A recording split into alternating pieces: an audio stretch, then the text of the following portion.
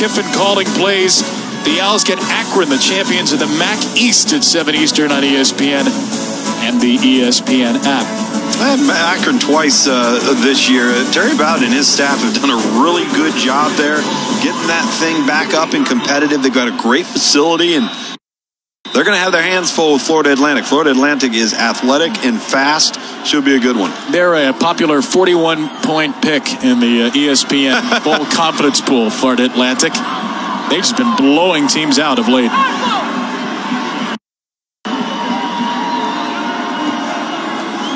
Anthony Johnson is the running back. True freshman for the Argonauts in this first play for Beaudry. And a short throw knocked away. Kark, you going to be down in Boca for that game? I will. But more importantly, I just started following Lane Kiffin on Twitter. It's actually took you so long. It's quite amusing. But I love his style. I love the spotlight he's giving his program right now, because this isn't a program that's used to the national exposure. But look, when it comes down to brass tacks, Lugs, this guy's an incredible coach. What were they, 3-9 last year? Now they're 10-3? 3-9. And Charlie Partridge, the former head coach, deserves a lot of credit for having some good kids there that he recruited. Right now, Lane Kiffin's making the most of it. Yeah, I don't think anybody can question what type of football coach Lane Kiffin is. Beaudry. Again over the middle. That's been the hot spot in the game, and Litio couldn't hang on with tight coverage from Mark Westbrook. Well, this was almost a spectacular grab by Litio, and defensively, Javon Blanchard, number 48. Number 28, excuse me, Westbrook, from his secondary position, making the play. He's a linebacker at 5'11", 195, but he plays more of a nickel role sometimes. And the A&M Commerce fans are in full-throated force for a long third down. West Florida has been strong on third downs tonight. Beaudry again over the middle, and this is incomplete, out of the hands of a diving Rodney Coates.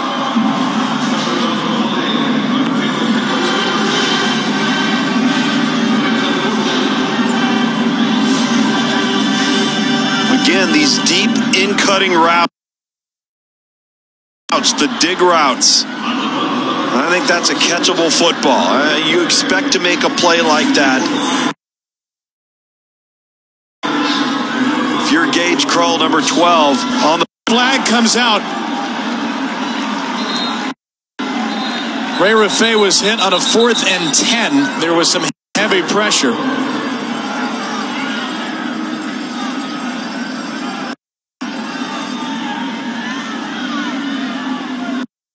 Ja'Coria Smith got him. Personal foul, roughing the kicker. Number 43, defense. 15-yard penalty, automatic first down.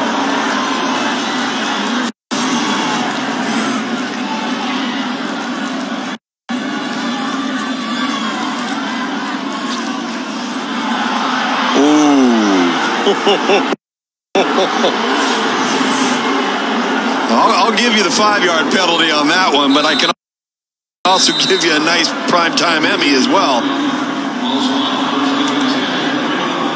That's a heck of a break for the West Florida offense. We'll see if they can capitalize on it. It's Raffay's first game punting this year, but clearly that's not the only skill he's been working on for the last 15 weeks or so. Got to understand, Kevin, punters got a lot of time on their hands. You know, oh, no question. It's not like they're that's the guy that they've got to target and get the football to. He was the player that right now Texas A&M Commerce really hasn't had an answer for, but they haven't targeted him much here in the third quarter. Beaudry not looking his way here again with that comeback pass over the middle, and again it's low, intended for Coates. Edwards Cooper once more in coverage. A little bit contact on the coverage from Edwards Cooper here, 27. A little tugging on the jersey. You see the hands around the waist. I'm actually surprised, too, from some of these field judges in their diagonal corner position. They're standing diagonally right behind that type of play, that they're not seeing some of that tussling back and forth to pull that flag out of their pocket. Beaudry's been terrific on third downs. Has another long one to face him here. Beaudry. Griffin was locked up with Ramsey there, and neither even so much as went for the football, with Westbrook also in coverage. So I talked about Antoine Griffin. You see him in the slot right there? Now look how they bracket him with the safety. You've got two defenders on one. That's just a forced throw by Beaudry. He should not make this throw. He's got to see that. And they are walling off number 7. They're not going to allow him to turn the corner on that underneath defender and come over the middle on that in route anymore. They're going to play that safety inside out and bracket coverage him, which is going to leave some open opportunities for some other guys. Now they got to get that identified so the Beaudry can start making the proper reads. Clean punt here for a feint, and not a good one once again. This is way out of bounds. And it will be strong field position for Commerce whenever the officials spot this thing. Wait for it. Wait for it. 38-yard line. Punt of 17 yards. Luis Perez is at the national championship game. Texas A&M Commerce is here for the first time, but Perez is not. A couple of his JUCO buddies, Maurice Carnell, Dorsey Norris for North Alabama. Luis made the drive up with his wife Brenda. You were here, Luke, so the weather was not great. He said he wanted to come up because he wanted to experience the game, because he felt like they would be here this year. He wanted to know what that game would be like. His coach, Colby Carthel, told us, I was at a Christmas party that day, so I didn't feel so great knowing Luis made the drive up to Kansas City. Perez going to dump it off here, find Keelan Smith for a nice gain on first down of 7. And that's not the only drive he's made. A couple of years ago, Perez was redshirting here at Commerce, and he was not part of the travel roster. Right. And the Lions were playing up Ferris State, and he made that drive. All the way to Michigan. Yeah, he said, we'll be in the playoffs next year, and I want to know what that feels like. So if Luis Perez calls you and says, hey, we're going on a road trip, you drop what you're doing, and you ride shotgun. That's right. E.J. Thompson, a first down run near midfield. The toughest road trip that Luis Perez had to make, though, was from California to Texas. And when I spoke to him this week, he said a little bit of a culture shock. He was a California boy, loved to eat tacos, came to Texas, and it was just football. So it was easy to mono-focus. But the maturity of this kid, when you see him on the sideline interacting with his teammates, you mentioned his wife. He's been married for almost 3 years this January. I mean, the kid's poised. He's not ever going to be rattled. And he and his wife Brenda both graduating today. Perez taking a shot here, and he airmails Darian Landry. How cool is that? They're both graduating today, and you know, I'm from San Diego as well. I played at Palomar College in the same conference as Southwestern College. He played there down in San Diego, and I can assure you, I've also lived in Dallas, and they're Commerce just east of Dallas. They got plenty of good tacos in Texas. Right, I was going to say, it's a drop-off from San Diego. Maybe just a slight. It's not like you're going from San Diego to Rhode Island for tacos. Right, sure. No offense, Rhode Island. I hesitated on a state because I didn't want to offend somebody. But you went right for it. You know what? Got to get over it. Rhode Island, strong state, not a strong taco state. Don't get so offended. Yeah, you have some chowder. Perez to the sideline here. There's a flag thrown as Marquise Wimberly makes the catch. And it's a Commerce first down before the penalty marker.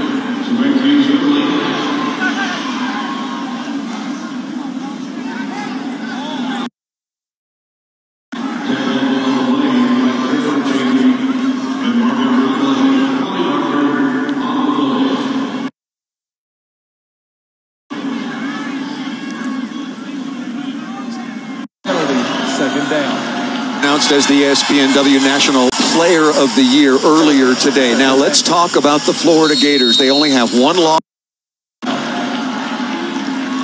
That was the right guard, Poet Thomas, with the penalty. We mentioned Perez. He is not the only one who will receive his degree in a ceremony after the game, win or lose. One of 7 players, including their kicker, Christoph Martinez, and the man in the middle, John Aguilar, graduating mid-year, and they will be degrees in a special ceremony after the game. That is awesome, and it's something that you don't see level, these teams, these schools are really cognizant of that. We're going to have some extracurricular activities. They're going to result in a flag being thrown by every zebra on the field right now. There are 2 flags. There's a third one down. All season long. That was at home to Kentucky. This is a really good volleyball team back in the semifinals for the first time since 2003. Ramad Al-Hassan gets most of the headlines, but there's somebody else who has really driven their run into this semifinal. We've got China just to get there. Poet Thomas with a penalty here offensively. Between China over the consecutive plays, and Duncombe a return of 16. Again, offensive line. 5 and 18 and 25 all night long. But Poet Thomas, the Texas Tech transfer. They're going to need their best in the 5th set, and Morgan Hens has started to heat it up carts at the defensive ends. Well, she has a combination of skills. Number one, she can read hitters so well. She knows where they're going to go before they do practically, but she also has tremendous range defensively. Watch, Stanford gives her the whole left side of the backcourt, and she can come short or she can go deep, and she keeps almost all of those on her side. Most people who track the ball that far, it usually sprays with much less control. And she pads it up in practice because she's on the floor just as much. But she told us yesterday when we had our meetings with all of the athletes for these 4 semifinals, take her a couple weeks for all the bruises to clear up at the end of the season. Stanford on the year. This is their 5th 5-set match. They are 3-1. Florida, on the other hand, a perfect 3-0. And Megan McClure, who has had a brilliant semifinal, the freshman out of Rancho Santa Margarita, will start things off.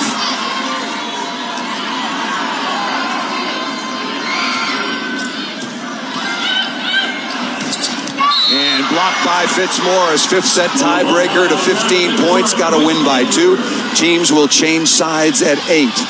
Even though the set is shorter, each team does have 2 timeouts.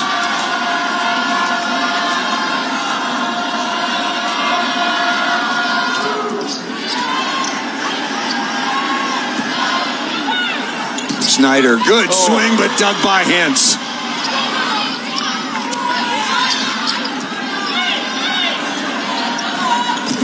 Snyder again through the block and down. Carly Snyder now 14 kills on the night. And Florida's highest scoring server, Carly Snyder, at the line. Who worked on this jump serve her entire career at Florida. Handled pretty well by Stanford, but that ball set way off the net.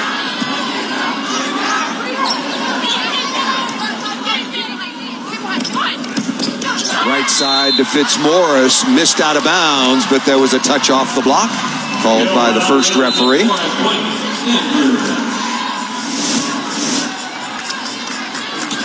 Just finding the right hand of the middle blocker.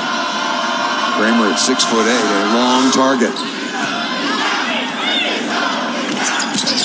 Joseph over the top of the block. Very little defense. And Morgan Hens was on the sideline, so even she couldn't track that one down.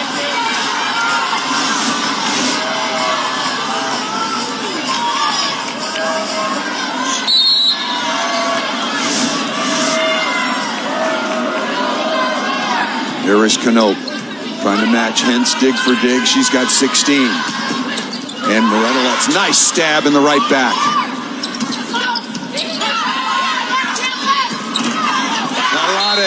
Able to put that ball away off of Monserrat.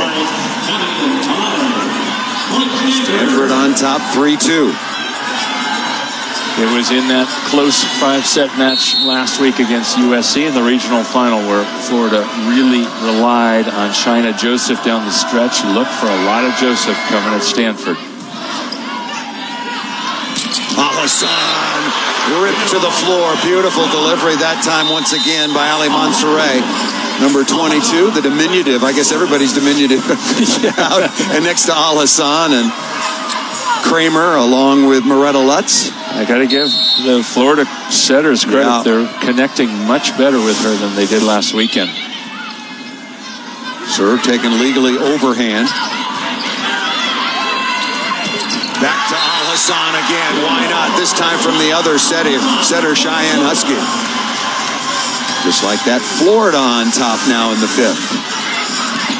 Great work in transition. Ramon Al-Hassan, yes. What she wants to do is get distance off the net. She got beyond that 3-meter line and then came back and got fed a really nice high quick set. Got a challenge courtside. Kevin Hambley has challenged a net violation. Must have come earlier in the rally because that is absolutely clean. Yep. Watch the right side of your screen.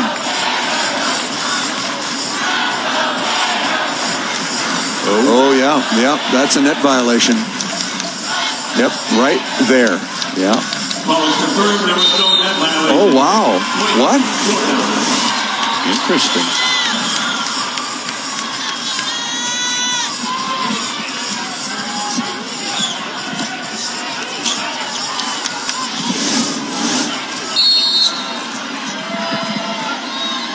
Wow, the ruling was that she was transitioning and no longer in the act of blocking. Wow, that's going to be controversial, but nothing indecisive about that. Plummer comes right back. Tied at 4.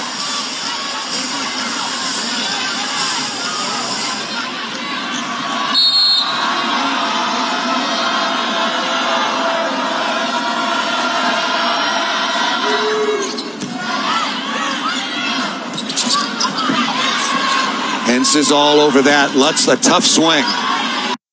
Hence is all over that. Lutz the tough swing. And Sokolowski, who we haven't heard from in a while, getting that ball through the seam and down.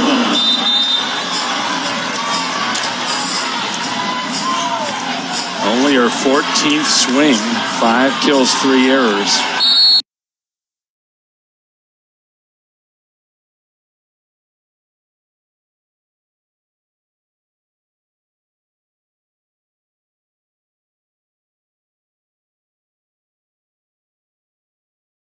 Your scholarship breakdown and then spread it out, and then what do you give to this guy versus that guy? Do we give this guy meals and books? What do we give this guy? Tuition and how does it all break down? It's got to be fascinating. It's like salary cap, for college football. And it's exactly the comparison that folks have made as Anthony Riles leaves the field. You are playing with the type of limits that you don't see at the upper levels. And Colby Carthel, Paul mentioned it, got the job 5 years ago, had 8 days to sign a class. Said he and his staff went to about 90 high schools, and it was almost as if they walked into a school and said, raise your hand if you want a scholarship. Yeah, you? Oh, okay, come on, let's go. And a whole bunch of those players are still here and contributing tonight, including Sean Hooks, who had the first touchdown of the game. Here's a first down run of 4 for E.J. Thompson. Well, how about number 26, Carandall Hale, the running back that was having a great night? He fumbles on the opening play of the 3rd quarter, and he has been on the sideline. Give him 7 yards on first down to the 40 of West Florida. There is the aforementioned Carandall Hale. Those are good numbers. 5.1 average. That's terrific, but he lost a critical fumble. Yeah, he was having a good night, and they've sat him on the sideline and said that's not championship football, and we're going to go with the hot hand. If you secure the football, you're going to play. If you don't, you're going to be standing next to me. Thompson with a 9-yard touchdown run in this quarter. In there as part of a jumbo backfield with Smallwood and Hobbs. Perez will fake the run to Hobbs, take a shot on second down and short, and it's reeled in by Wimberly for an A&M Commerce touchdown. 40 yards.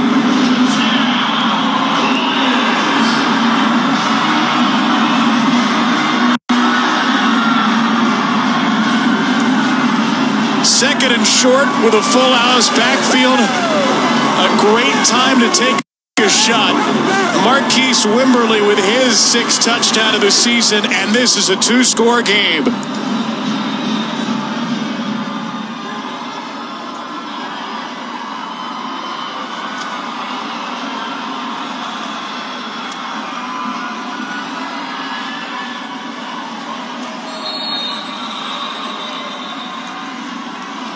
You've got movement.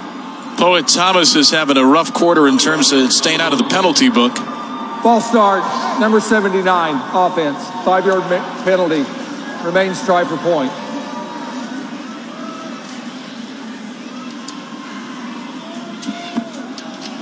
Here's Wimberly, who had a 64-yard touchdown called back due to a penalty last week. Nothing stops him from scoring from 40 yards out here. A little bit longer of an extra point for Martinez.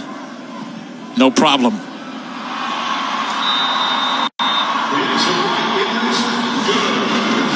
Well, you take a look at the play-action pass in the backfield, and if you get caught peeking, the offense is going streaking. You see Jalen Spencer, number 4, at the corner spot. He's responsible for Wimberly. He's looking inside, thinking it may be run. As Wimberly's running inside, safety's peeking inside as well. You can't play both. Very well executed. The backfield action, Luis Perez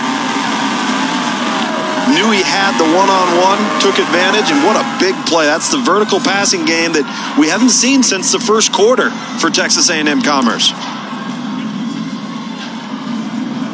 That's a pretty good throw if you played high school football. Yeah, right. Even better throw if you hadn't, like Luis Perez, who tried out for his team at wide receiver in a run-heavy offense. Well, he didn't try out at wide receiver. That's where the team wanted to put him. He attended high school back in San Diego.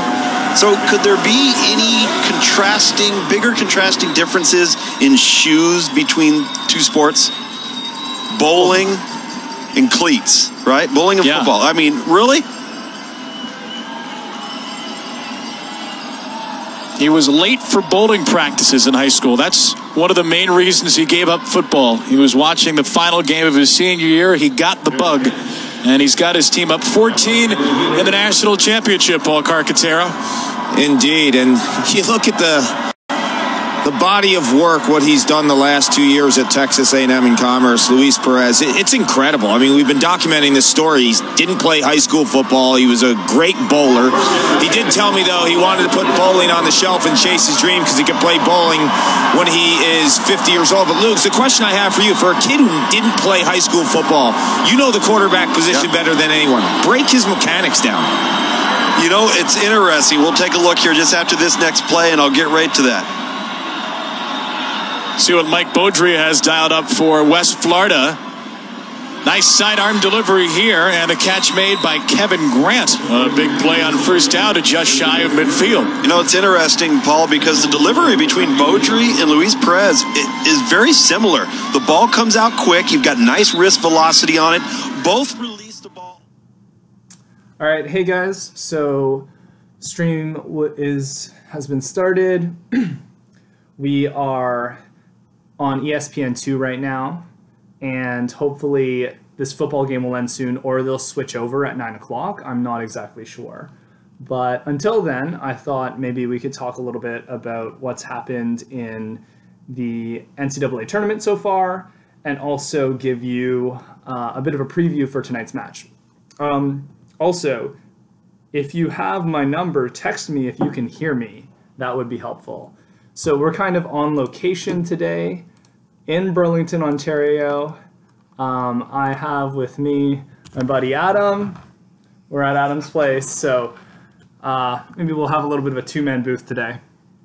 So first of all, the match tonight is Stanford against, no, my apologies, Florida versus Nebraska. And in case you didn't catch the semifinals Thursday night, both games went 5 sets, and they were both really, really good matches. So Nebraska beat Penn State in the first semifinal in 5 sets after being down 2-1, And Florida beat Stanford in 5 sets. They were up two sets, then went down 2, and they won the 5th. So that's kind of where we are now. Let's see. I can show maybe some rosters, and we can go through player by player. All right.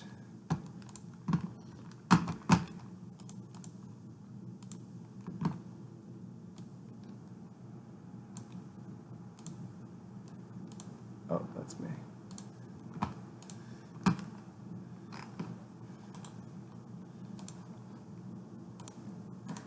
Okay, so let's take a look at Nebraska first. So have you seen Nebraska play at all this year, Adam? No. Okay. I have not. All right, so we'll give you a little preview of what Nebraska volleyball looks like. Let's just take a look at their roster. List view, maybe. Okay. So Michaela Fecke, number 2, is their OH1, and that's kind of their star player.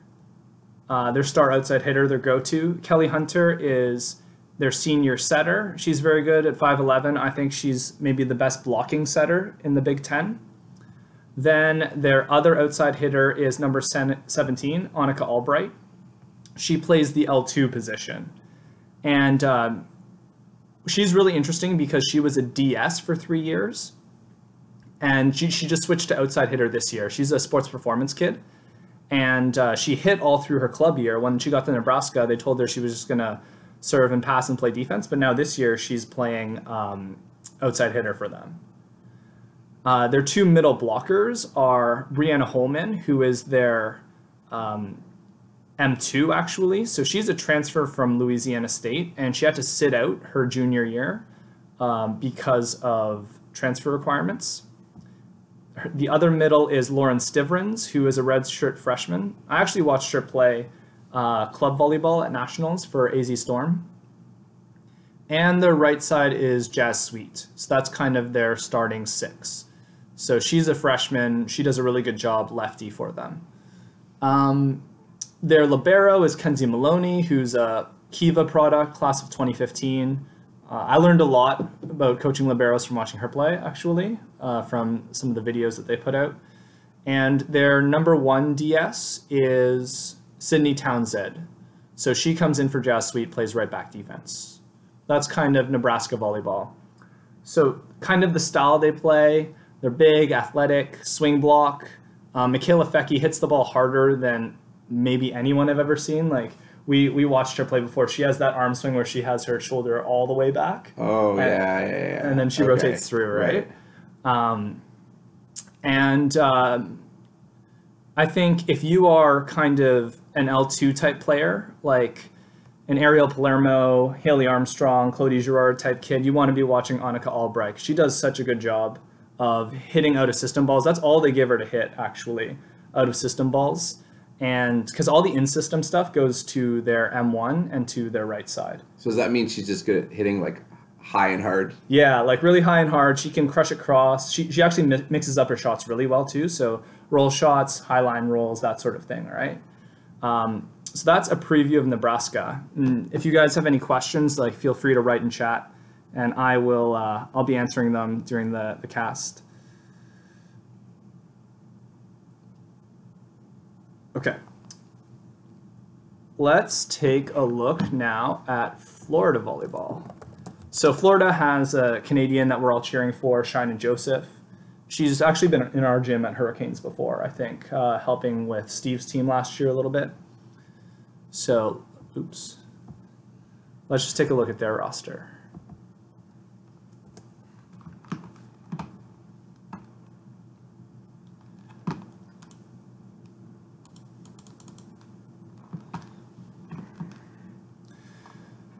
Okay, so Florida is kind of interesting because they run a 5-2 system. So it's a mix between a 5-1 and a 6-2 because they have one setter going through the back and then a different setter setting through the front row. So they've got Ali Monserrat. That's the kid who sets through the back at 5'9", and then they have Cheyenne Husky, who is the 6'2" setter, and she only sets through the front. So that's kind of interesting. Then their star outside hitter who plays 6 rotations is Carly Snyder. So she's actually, she played for Michigan Elite, and that's a team that you've coached against a couple times before, right? Yeah. So Michigan Elite product, she's a senior, like big jump serve. She's not overly big at 6'1", but like super dynamic kid. So that's their OH1. Then you've got Mia Sokolowski, who is their OH2. She only plays 3 rotations, though. In fact, I'm not actually sure between the two who's the OH1 and OH2. I might have that wrong. But this is their 3 rotation outside hitter. So she plays only front row. Paige Hammonds, who's another Kiva kid, plays her 3 back row rotations as DS. Their 2 middle blockers, I think, are like the most physical middle blockers in the NCAA. So you've got 6'8" Rachel Kramer. Jesus. And you've got 6'4" Ramat Alasan, which if you are on Halton Hurricane Slack and you saw Steve and I having an argument about how high a kid jumps with like MS Paint and stuff, this was the kid. Because she apparently touches 11'3", which is right, which is higher than Steve Delaney. Higher than Steve Delaney, yeah. And then the opposite is Shina, of course, and the libero is Caroline Canope. So she's kind of interesting because she transferred from Michigan. And she actually like hit left side for Michigan because they were down a few outside hitters one year. She's only 5'8", right? But she was hitting Big Ten volleyball. Okay, so that's a little preview of the rosters. I'm just gonna check and see how the stream is going. We're still on football, guys, and I'll keep looking, but I'm kind of worried that ESPN is just gonna show the end of this football game before they actually turn it to volleyball. Because I'm on the right channel. I am almost 100% sure. I will check again, but we're just going to kind of have to wait until they switch feeds. So in the meantime, let me know if there's anything you'd like me to chat about. You should call and complain that you can't run your illegal stream on time. Guys, let's not talk about legality here. Also, Adam, people want to see you on the stream. I'm getting texts, so... Oh, yeah. Sidekick is Adam Petrie. So we'll show it like this for now. Because it would be annoying to hear a voice and not be able to see the person. Yeah. Sorry. I'm trying to get this cast off the ground. Okay, let's see if anyone has written in chat.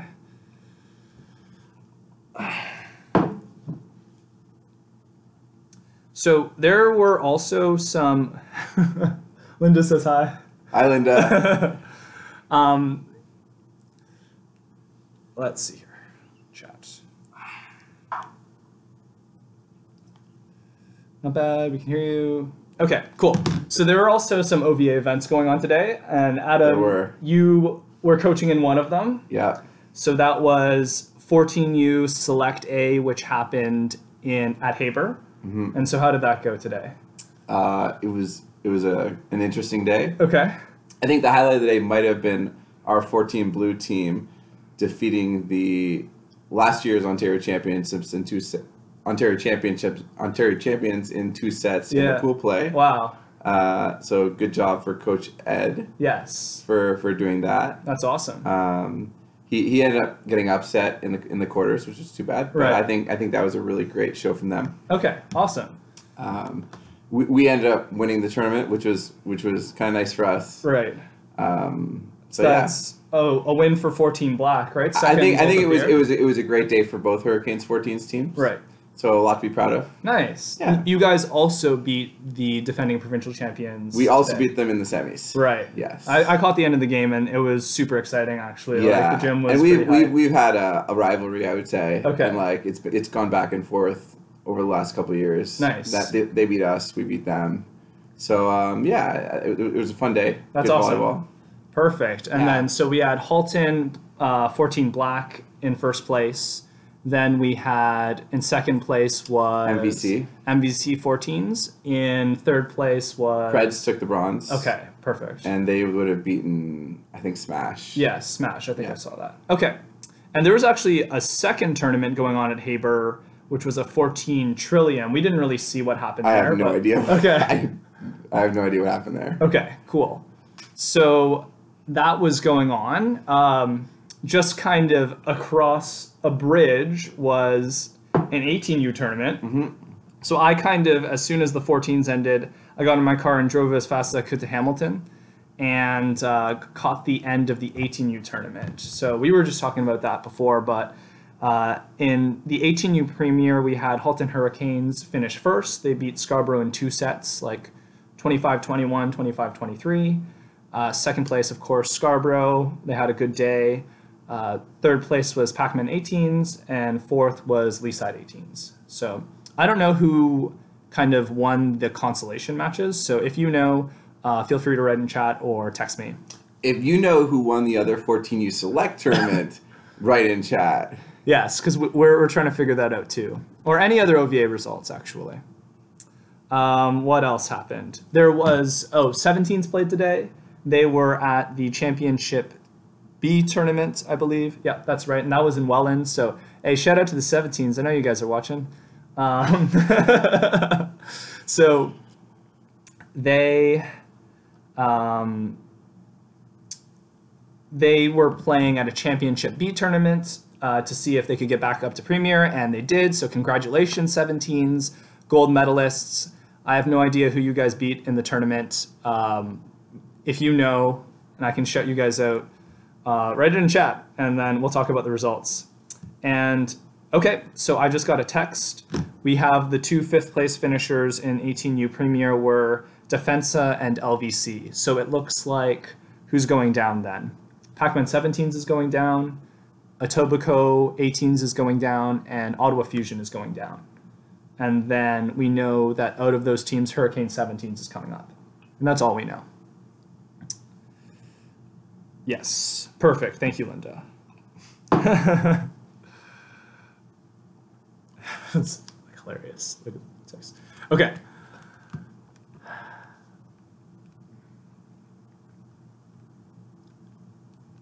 So I was playing the semifinal matches before. I was playing like Florida versus Stanford, but it didn't look like that was going too well on the stream. So we're going to just see the status of this football game.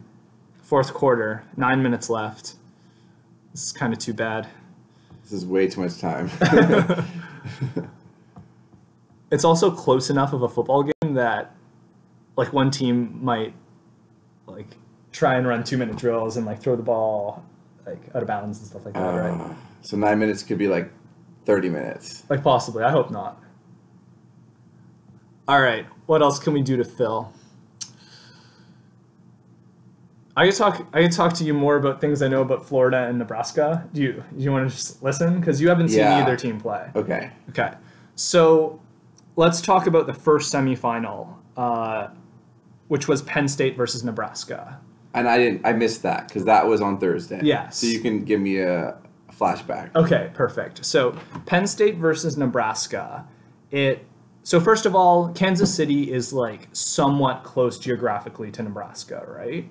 So you have like 75% Nebraska fans, and the gym was like crazy loud too. I know there are a couple of athletes from Hurricanes down there. So Phoenix and Emily Faust were down for the Phenom program, and what's really cool about that program is you get to do a little bit of a recruiting combine, play in front of some college coaches, but you also get to watch like the Final Four and the national championship.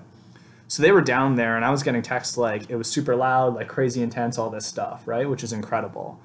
So Penn State had only lost 1 match all season, and that was to Nebraska. They were very favorited in this tournament, correct? Yes. I at least from the numbers and like from watching like I watched them like destroy Minnesota 3 weeks ago, right? So Penn State were the heavy favorites. They're number 1 seed going in. And Nebraska beat them like 25-18 the first set. Penn State came back and won the second like 25-23. The third set was another deuce set that Penn State also took like 26-24 or something like that. And then they had a match point against Nebraska in the 4th set They were, 26-25. And what happened was it was a free ball, and the right side and the setter hit each other as they were transitioning. It was crazy because they lost a point because two players hit each other while the setter was trying to run to the net and the right side was trying to get off. And if you watch like the replay of the stream, I had my mic on and I was like screaming in the background of this match because it was so intense. Like, it was an instant classing match in my opinion. And then the fifth set was really quite close. So it was 2-2 at that point, and then in the fifth, Penn State had some passing issues, like they shanked 3 balls, and then Annika Albright, who's that L2 that I'm a big fan of, she had 3 out-of-system kills. Crazy. Yeah, right? And the L2 on Penn State, who's Ali Franti, she had no kills in the fifth set. So that's how Penn State's season ends, losing only to one team all year, Nebraska twice. If Nebraska is on the other side of the bracket, maybe Penn State is in this final, right? Because they were so dominant all year long. Tori had a decent game, I would say. So that's a Burlington product, right? Kid coming out of Defensa, kind of Lee side program. So would you say that Nebraska is heavily favored tonight? So I think my heart wants to cheer for China. When you phrase, sides of bracket that way. Yeah. I might say so, actually. But I think we're kind of cheering for Florida, right? Because we want China. This is her senior year. This is her last NCAA volleyball game no matter what.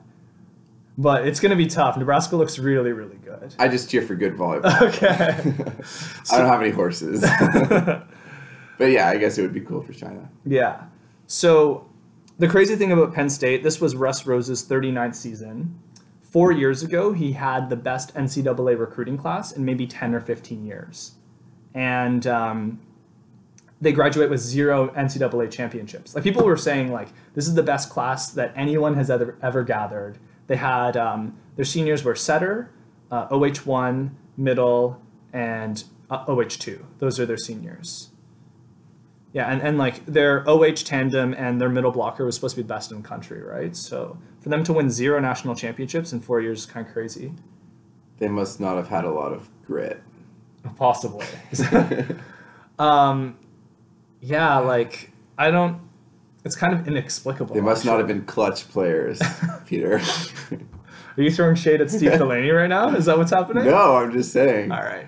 If you're good and you don't win, you must not be They a were clutch on paper player. good. They were on paper good, right? Okay, so, sorry, if you're just tuning into the stream, the reason we're watching football is because volleyball, yes, 9:15, national championship, ESPNU. Okay, so I'm going to tune there, guys, and let's see if we can't get this game going. So yeah, if you're just tuning in, we're just waiting for this football game to end, and hopefully that will happen soon, and we can get this national championship going. See, it does say ESPN too. But maybe if I go to ESPNU, we can... ESPNU. Oh, no, that's not it. It says Morningside 5.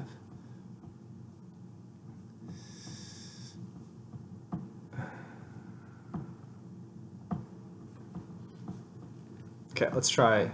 Let's click on ESPN2. Oh. Scheduled to be at 9, ESPN2. No. Yeah, while you wait. But it's 9:11. Wait, hold on. First serve at 9:20 Eastern. Okay, we're good. We're good, guys. We're good. They're going to delay warm-ups until this football game ends, guys. We're all good. It means you get to hear more about the other semifinal now. Yes, perfect. Here are all the things I know about NCAA volleyball. This is what this pregame show is. Peter talks about NCAA volleyball. Shout outs to all Hurricanes who are watching. Thanks for following the stream. I thought Steve was like texting. I don't think he's tuning in. So we could like throw as much shade as we want at Steve Delaney. Oh, awesome. Okay. But congratulations, Steve, for 18U Premier win. Yes. Today, right? That's their first gold medal of the year. Mm-hmm. And for that age group, unless you guys won at 15s, because I know I didn't win any Premier medals at 16s and 17s. We got that National East Championship at 16. So congratulations to Ariel and Palermo, Abby Zanata. You guys got your first Premier gold in a while. I think that's Abby's first Premier Gold ever, actually. Nice. Right? And that must be first Premier Gold for... No, Maggie's won before, right? Of course, with FC. Mimi Dunda, Mara Morfitt. Josie's won before, but who else? Oh, Lily Perowski, right? So yeah, it's good. Nice. Good thing for those girls, right? Yeah. Like, okay. I mean, winning never gets that old. Exactly. When it's new, it's pretty awesome. Yes. Okay. Jen Medill says, what were your thoughts on the 18U tourney today? So I guess I'll talk about that a little bit. I didn't really see much of it. Maybe, Linda, you could like text me and... But you have some stats, Peter. I do have some stats. I can show them. Or is that proprietary? Should I be like showing my data volley? I don't know. Okay. We could just like talk about the standouts. Yes. So in the final, Biamba was set 21 times and had 11 kills on just 3 errors, I think. Pretty huge. Yeah. So no one else in the match had like more than 6 kills, I think. So she played really well. Mm-hmm. And I think it's been a bit of an adjustment from her, having played mostly middle in 15U, right side in 16U. She's been very flexible and it's pretty cool that she's so versatile. Yeah, and her passing held up as well in that final match as well. She only passed 6 balls. Aaliyah Torres and Ariel, like really good passing duo, and they take up a lot of court, right? So Ariel especially passed really well. Yeah, she passed 70% perfect in that final, which is like incredible, right? So Laura Medill obviously played very well. She had 5 kills on 6 swings, so she's like scoring all the time as well. And anytime you have a setter as an offensive threat, that opens up a lot of stuff for you, right? So, but credit to Scarborough, they also played well. They're down who I think is their best player in number 10. That's Olivia Kim. That's their outside hitter. And she hurt her finger in the semifinal match when they beat Pac-Man. And she just didn't play the final, right? And they were still relatively close. So 25-21, 25-23. Chrissy, where is the game? Well, Chrissy, this football game is starting or ending. And after the football game, they're going to show our national championship volleyball match. So I will continue to look for it. But I don't think that... Like, what time is it? 9:15? Yeah, they're not gonna like have first serve until 9:20, so I think we're good.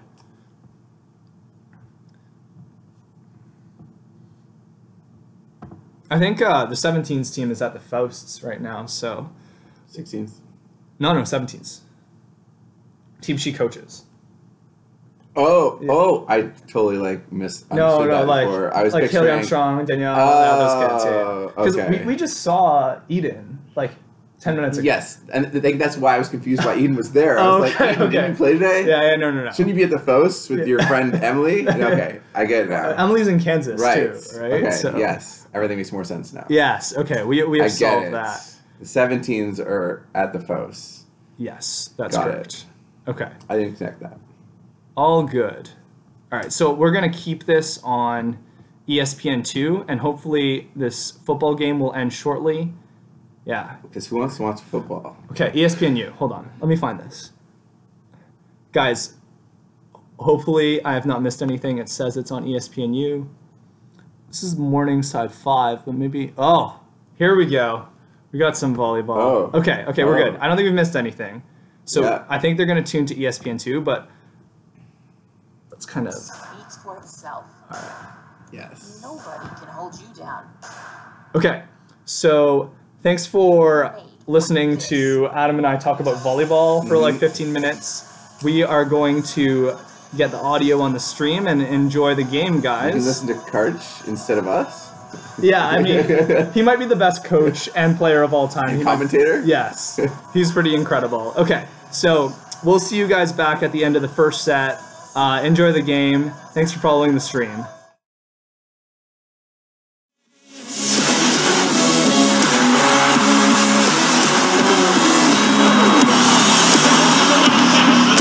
You're watching the NCAA Women's Volleyball Championship, presented by Northwestern Mutual. A crowd of over 18,000 on hand again at at the Sprint Center as ESPN presents the 37th NCAA champion. It's the Nebraska Cornhuskers going for number 5 against the Florida Gators. This is how these two teams arrived in the championship. An epic battle between Nebraska and longtime rival Penn State. Nebraska comes out on top. And then in the nightcap, back and forth match between Florida and the defending champion Stanford Cardinal.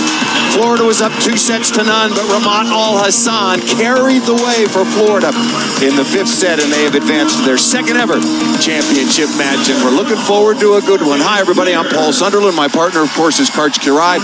We'll hear from Holly Rowe in just a moment, but let's talk about the Florida Gators first. The Florida Gators have been telling us, and Mary Weiss, their head coach in her 27th year, said, look, we've always been relevant. Are we going to find out if they're for real tonight? Well, Paul, every year there's a coaching convention around here, and the sentimental favorite among coaches here and across the country is Mary Weiss and her University of Florida program. She could be the first female to win as a coach, first Florida school to win, and first SEC school. A lot on the line, but there is a very good team that has something to say about that. Indeed. Nebraska comes in as the number 5 seed, and they're also in familiar territory. They won this championship as recently as 2015, and then they had a freshman who turned out to be the most outstanding player, and she's back again in Michaela Fecke. And her coach, Coach John Cook, who already has 3 titles to his name, says she loves these big moments, and so the Huskers are very happy to have an arm like hers and a heart like hers on their side of the net. Michaela Fecke went for a big double-double against Penn State. Not only 19 kills, but also a couple of stuffs and 19 digs. Let's take a look at some other key players. First up, the Nebraska Cornhuskers. I'm Allie Havers, middle blocker from Nebraska, and this is my team. At middle blocker, Brianna Holman, don't let her serious face fool you, she's our jokester. Our libero, Kenzie Maloney, also known as Pip or Dime City. Our other middle blocker, Lauren Sturbins, she brings the E all day, every day. Outside hitter, Annika Albright, all right, Albright. Outside hitter, Michaela Fecke, she's basically our silent killer. Our 2 DSs, Sydney Townsend and Haley Dussenberger. Our setter, Kelly Hunter, who's basically our quarterback. Right side, Jazz Sweet, but not so sweet from the other side. I'm Chanel Hargraves. I'm a DS for the Gators, and here's my team. Our libero, number 6, Caroline C.K. Killa Cano. Outside hitter, Carly, young Carly Snyder. Our setter, Ali Manzoure. Middle blocker, number 1, Vermont Monteez, the girl, Al-Hassan. Middle blocker, coming in at 7'2", Rachel Kramer. Outside hitter, Paige, bringing the hammer, Hammond. Hosting the Shina Show, our right side hitter, Shina Joseph. Outside hitter, Mia, MIA, Sokolowski. Moments away from first serve, let's go over to the sideline and Holly Rowe. Well, for the Florida Gators, they have a very special player that is pacing their team. They lovingly call her Grandma. That's because Ramat Al-Hassan is the oldest figure of this team. Her father passed away at a very young age, and because her mother had English as a second language, Ramat had to step in and be the voice of the family. Well, she has filled that role admirably, whether it's crocheting, knitting, baking, playing the violin, or swinging a mean arm in volleyball. She does everything for this team. It was never more apparent than in set 5 on Thursday against Stanford. They were down to the 5th set, and she rose to the occasion saying, I knew my team needed me. She scored 5 of the final 9 points in that match to get onto the national championship. She may be Grandma, but she sure doesn't play like it. Thank you, Holly. Ramat Al-Hassan out of Glen Arden, Maryland, a 4-time All-American, is the higher seed. The number 2 seed, as a matter of fact, Florida will wear their home white jerseys, and we are set to go.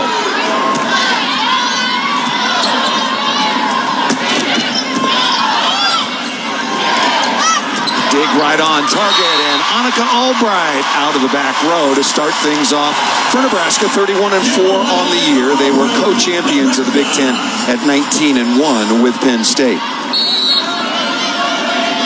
Albright, a defensive specialist the first 3 years of her career, but now playing all the way around and very effectively on the left side. A couple of tough swings early for Carly Snyder, number 4 in white.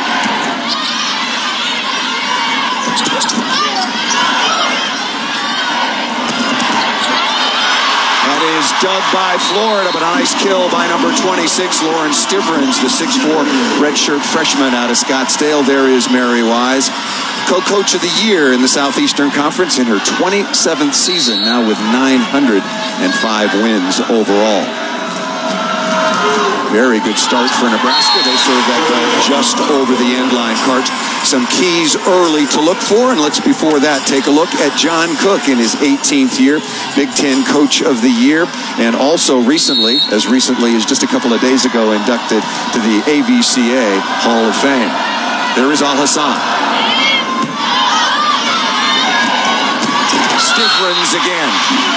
So, Karch, as I was about to say, let's take what do fans want to look for early on in this match in terms of trends, strengths, and weaknesses for both teams. Well, certainly Nebraska is very strong, probably one of the best serving teams in the country and one of the best serve-receive teams in the country. So they want to win that battle. And one of the things they were talking about, we saw it the other night, Paige Hammonds, a backcourt specialist in the orange headband for Florida, she had great success against Stanford. So Nebraska is going to keep the ball away from her when they target the various serve-receive patterns. Coming on to serve, one of 2 setters deployed by Florida. This is Ali Monserrat, 5'9" redshirt junior out of Windermere, Florida. Nice play on the slide, but sprayed long by Brianna Holman. And another thing you can see, Paul, is Nebraska coming out with a lot of slide offense early. I think they feel like they have an advantage. Their slide hitters against the left side block of Carly Snyder, who's brought so much to her team. 2 of the best Florida servers coming up with Monserrat now and Carly Snyder next. Carly Snyder ripping inside the block, kept alive by, again, the digging machine of Nebraska.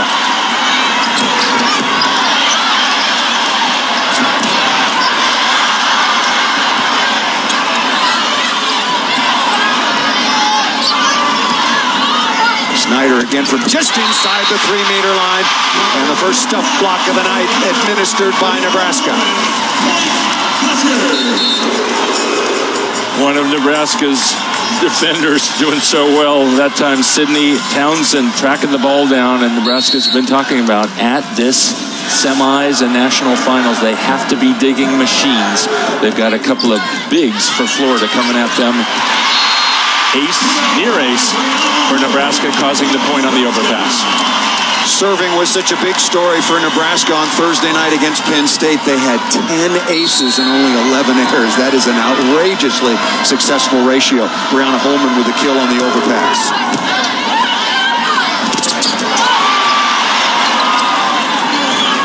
Right side to Joseph, registering her first kill, and no doubt that Shaina Joseph, wearing number 15, is the emotional leader for this Florida Gators team. She sure is. We got to keep an eye on it because in timeouts, she's actually the one doing more of the talking. The coaches less. They defer to her first. Really the emotional leader after they beat Stanford. She said, we got to stick with Gator volleyball. That's emotional volleyball.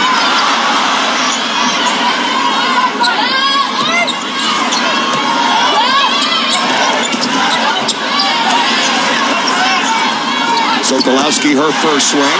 Blocked again by Holman, and Carly Snyder loses her footing. And what might ordinarily be a pretty normal or easy routine play, Carly Snyder got her feet caught up, and a point for Nebraska. Best 3 out of 5 sets, first 4 sets to 25 points. If we play 5 like we did twice on Thursday night, we're going to a 15-point tiebreaker. Here is Michaela Fecke, a 6'3" junior out of West Point, Iowa. Good serve down the line, and the service ace for Nebraska. And Paul Fecke wants to serve down the line for 2 reasons. Number 1, Sokolowski's not a very good patcher. You see her bail out, and then Knope has to try and cover. And number 2, they feel like it's going to limit the offense of Shaina Joseph. The ball is farther away on the far sideline. Good comeback by Knope and 6'8" Rachel Kramer, 6'8" sophomore out of Phoenix, Arizona, a 3rd-team All-American. She won that award yesterday at the All-American luncheon. And going back to the first time these 2 teams met, she had 20 kills and more on that first meeting, because that was a matchup that Florida won. But if you're Florida, you say, yeah, let's remember that one. Ooh, that could have been a double contact, letting them play early. But they were without Kelly Hunter. Wow, so not very clean volleyball here early, Paul. Lots of nerves. That's a better touch. That was a really nice set, but a better block by the best in the country statistically, number 1 in white, Ramat Al-Hassan. Certainly another story to follow. The bigs, that is the big blockers. Snyder and then also Ramat Al-Hassan, who touches over 11'3". Nebraska's hitters have to be very careful picking their spots around these two middle blockers who take up so much space. Carolyn Knope serving just over the end line. Third meeting all time between Florida and Nebraska in the NCAA tournament. Nebraska has won the previous two the last time they met a couple years ago. 2014 in the regional round. Perfect pass by Knope. Pretty good touch out of the middle by Stivrins, number 26. And cut back again by Al-Hassan, who got off to a good start in their matchup against Stanford, but she was brilliant in the 4th and 5th sets. And interesting, Nebraska's trying to go one-on-one. You'll see Stivrins in the middle across the net. She's all alone trying to stop somebody who touches 11'3". You can see Al-Hassan's hand was about 1.5 feet higher than Stivrins on the block. Tough short serve.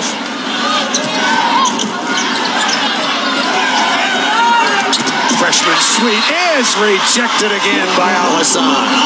Well, I just said it. You got to pick your spots carefully, and you do not want to hit anywhere near Al-Hassan's armpits. That thing's going to come back harder. Watch that. That is not the place, the meat of the block, the low block that you want to hit against somebody like Al-Hassan. Tied at 8. Good first contact on the dig, and then off the top of the net and out of bounds by Sokolowski. It's an interesting system that Mary Wise is running at Florida. They have two setters, but they really kind of run a 5-2 system because Cheyenne Husky, the 6'2 sophomore out of Texas, is on now wearing number 11, and she's setting out of the front court. Florida settled in, passing the ball a little bit better, and the 6'2 Husky able to go over the top on the second contact for the kill for Florida. And that's exactly why she's in the game, Paul, playing front court. You mentioned it. They play a one-setter off of what we call a 5-1, which is normally a one-setter offense, but they share times. It's like having two point guards, a back row quarterback with Montserrat, and then a front row setter with Husky.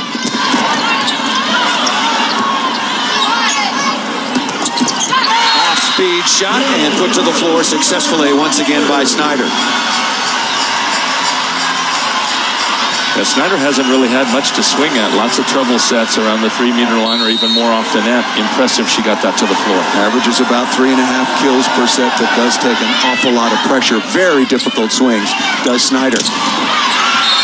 And that's going to be a net violation called against Nebraska and Annika Albright. And so Florida coming back quickly to take the 11-9 advantage. Yep, and Florida likes that matchup. If they can cause trouble, the set's going to have to go out to Albright, and then they've got a 6'2" Husky and Ramat Al-Hassan. Goes back out that way. Another strong block, and they get the touch. Good read by Albright on the second contact, up into the block once again by Al-Hassan. And a better block by Nebraska. Lauren Stivrins matching up. But you notice how low that set was, Paul? That's something that we track. When Al-Hassan has to twist her body like that, she wasn't able to make contact at full extension. You got to put her up there, way up in the stratosphere. Well, we called it the penthouse. It's higher than that last set. Make no doubt about that. Becky trying to go high and hard. That against Cheyenne Husky, who gets the block on the outside for Florida. Good blocking start so far for the Gators. And timeout called by Nebraska. The national finals, the championship up for grabs between Nebraska and Florida. The Huskers going for number 5. The Gators looking for their first.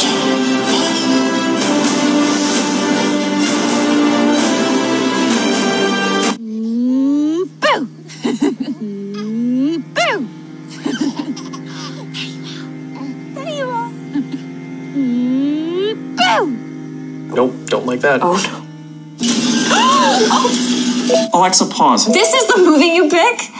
Alexa, show me the baby room camera. See, she's fine. Alexa, find comedies. When kids get really excited about my children's books, that's the best reaction.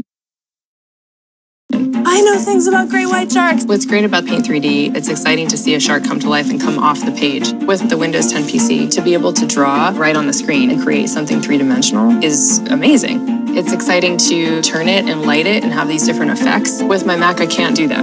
When you see that the work creates a feeling in a kid, it feels great. And it's addictive. You want to keep doing it, you know?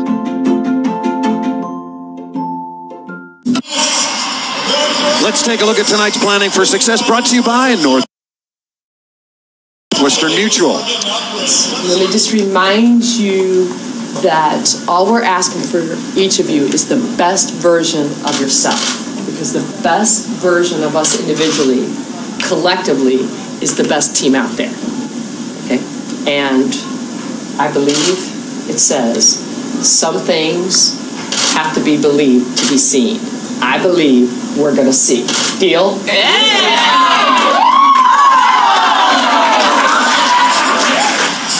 The words from 27th year head coach Mary Wise in the Florida locker room right before they came out to warm up. Neither team good offensively right now, Karch. As a matter of fact, Nebraska's got more hitting errors than kills. And for Florida, they're just hitting 0-48. We're only halfway through this first set, and each team with 3 blocks, each team essentially on double or better their pace. Lots of strong blocking at the net. And coming out of the timeout, Al-Hassan with the air. What do you think John Cook was talking to his Nebraska team during that timeout? Well, I think they got to be careful. They don't want to challenge. We saw that low swing into Ramon Al-Hassan's armpits, and she checks out, but then you have 6'8" Carly Kramer. Rachel Kramer. Nice swing by Carly Snyder. Exactly. On the left side. And so with Kramer up there and Husky, they're just putting up a block that is so far very difficult for the Nebraska left side hitters, Albright and Michaela Fecke, to hit around. Second kill off the left side for Snyder. Here is Montserrat. Carly Snyder all over that. Trying to go to Kramer out of the middle, and that was a very nice job in transition. Yeah, and it starts with the floor defense. Carly Snyder's not involved in the play, so she comes in and gets that roll shot that hit the floor earlier when Albright got her first kill. Remember, when these two teams met back in August, it was Rachel Kramer with a career-high 20 kills. Nice contact, and then back to Kramer. Once again, really good touch by Carolyn Knope, the libero, wearing number 6 for Florida. And Florida is really exploiting its advantage in the middle with a jumper in Al-Hassan, who jumps well in a 6'4", and then 6'8", Rachel Kramer. Montserrat doing a good job serving tough down the line. Fecke has yet to get untracked.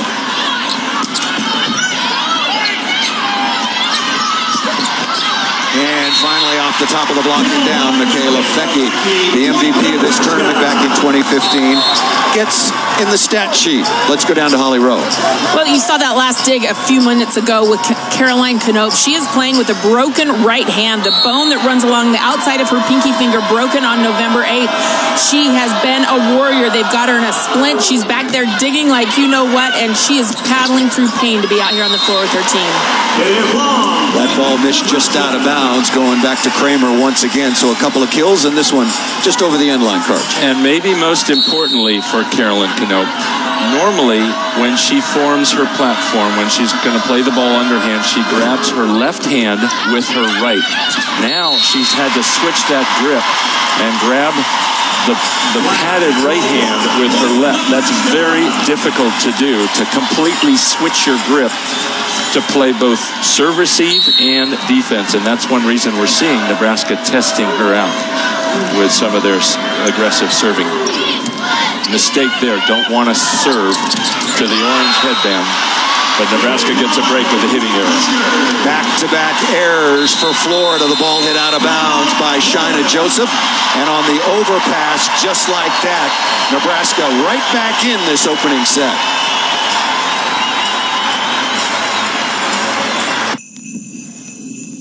This is our workshop. These are our lights. Performance is our tradition. And this is the TLX. Take advantage of some of the best offers of the year at the Acura Seasonal Performance event going on now. This holiday, visit your local Acura dealer for attractive offers. Hurry, this event won't last.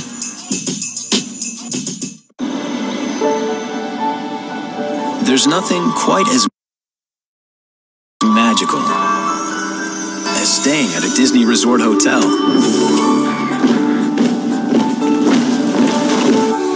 So imagine complimentary rides to and from the park, even extra time with your family in the park. And now create a 6-night, 7-day package including a select Walt Disney World Resort hotel room and theme park tickets for as little as $96 per person per day for a family of 4. For the national championship, Nebraska and Florida now tied at 15. And Nebraska, team that lost last year in the semifinals, lost an awful lot, more than that with respect to their roster. But we don't rebuild at Nebraska, we reinvent ourselves. There is never an acceptable year in terms of rebuilding.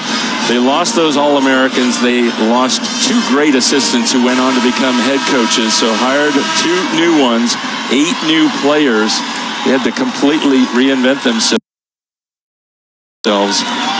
And they go to their 3rd straight semifinal, never done before by Nebraska, seeking, of course, their 5th national championship, the 4th for John Cook. Here is Kelly Hunter back to serve. Nebraska won in 2015, lost in the semis last year, and beat Penn State on Thursday night. Working on Knope.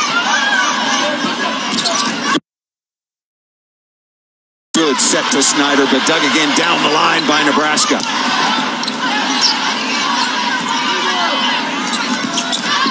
Snyder looking for the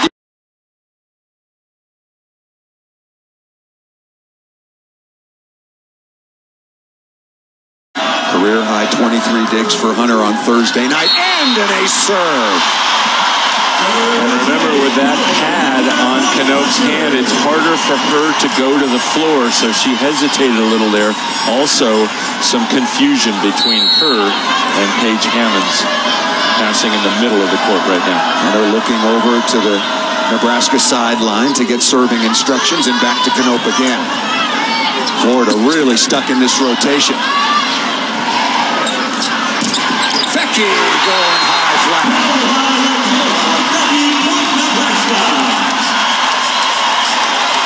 Nice adjustment by Michaela Fecky. She got blocked a few times earlier, then we saw her go off speed down the line, high seam, taking the tall and the big block of Florida out of the picture. The run continues now at 6.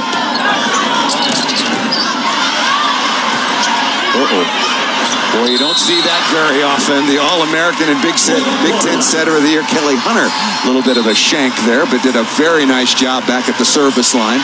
So now it's Florida's turn to try to run some points, trailing 18-16.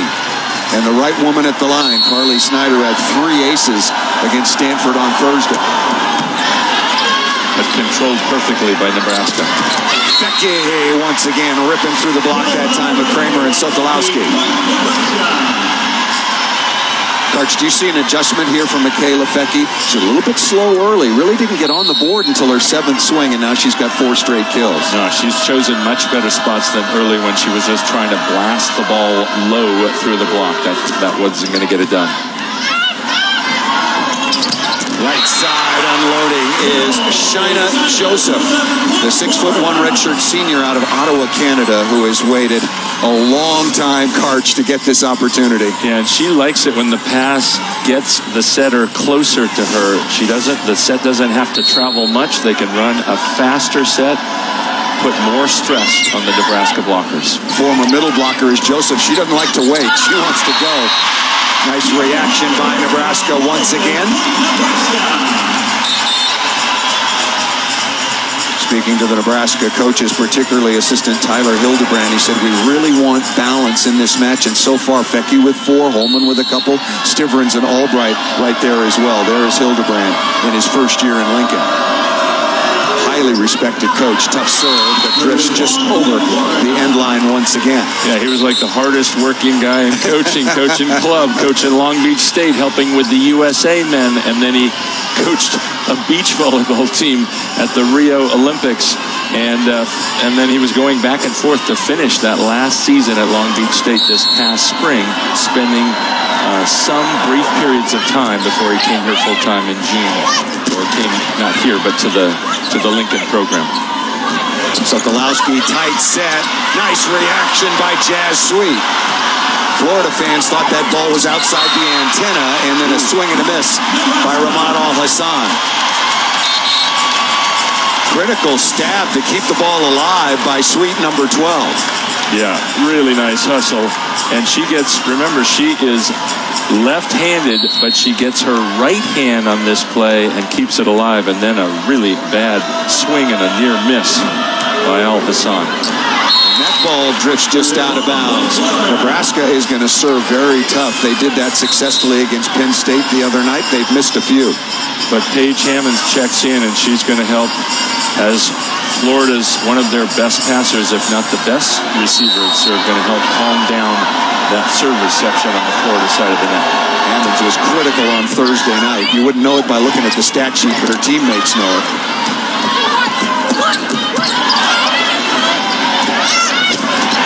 What a dig by Knope. Another stab, tough angle, and that one up into the antenna. Carolyn Knope, as Holly told you, playing with a broken right hand, the transfer from Michigan out of Pasadena, California. Just digging the ball beautifully. Playing with that reverse grip. Only one good hand to grab the platform together.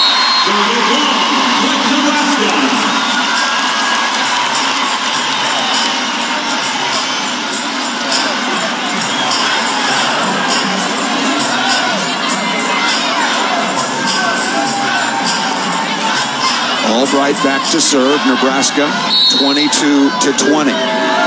That 6-0 run for Nebraska has given them the advantage here in the opening set, but still time for Al-Hassan in Florida.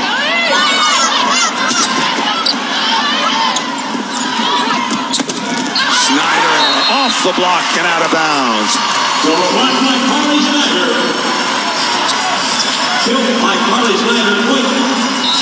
Florida.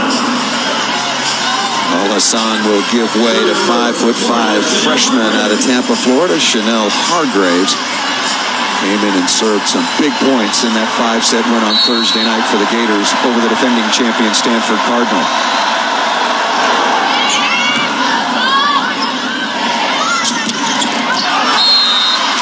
I'd like to welcome everybody joining us now on ESPN2. This is the 37th NCAA championship match. A crowd of over 18,000 on hand here in Kansas City, and this is what's at stake.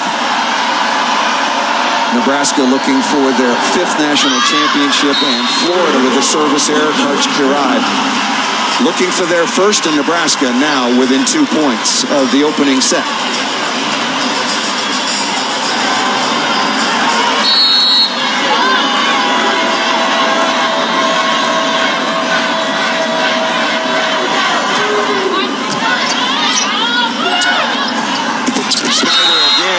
Into the antenna and out of bounds, and now set points for Nebraska, and timeout called by Florida. Boy, an awful lot of very, very tough pressure swings for Carly Snyder on the outside. She is really a key, only 3 of 15 so far. There's the Florida huddle, and as usually the case, their emotional leader, Shaina Joseph, will get the first set of words before the head coach steps in. Nebraska came in as the number 5 seed, the co-champions of the Big Ten Conference, along with Penn State, the team that they ousted in 5 sets on Thursday night, 31-4 on the year. The Florida Gators, co-champions with the University of Kentucky of the SEC in the NCAA championship. So for the second time, they have never won it. They were in the championship match back in 2003. Nebraska's most recent championship was in 2015, and Michaela Fecky, the MOP in 2015, wants to hold that trophy again. One of only 3 freshmen ever to win that title. The other 2, of course, Deja McClendon in 2010 for Penn State, and in the 1990s, Carrie Walsh as a freshman leading Stanford to the title. 12th meeting overall between John Cook's Nebraska Cornhuskers and Mary Wise's Florida Gators. And it has been Nebraska with the 8-3 advantage, meeting for the third time ever in the NCAA tournament. Florida had the early lead, but then it was that 4, then 6, then 7-0 run for Nebraska that has given them this opportunity to take the opening set, and they'll have a couple of tries at it. And Paul, this is big because Florida would love, and in fact now they're bringing in the setter who probably controls the ball a little better. But if this play goes on, if they don't put that first swing away, look for Nebraska to set toward the weaker blocker, Ali Monserrat. Florida would love to score this point so they can rotate and get China Joseph back into the game in the front court. Here is libero Kenzie Maloney, set point number 1. Good pass by Knope. Fecky's going to have a look at Monserrat on the line and cuts it inside. Michaela Fecky with her 5th kill. And the Nebraska Cornhuskers have taken the opening set over the Florida Gators. Both teams very, very solid early on, but once again, it was Nebraska streaking their way to an advantage led by Michaela Fecky, and Nebraska takes the opening set 25-22.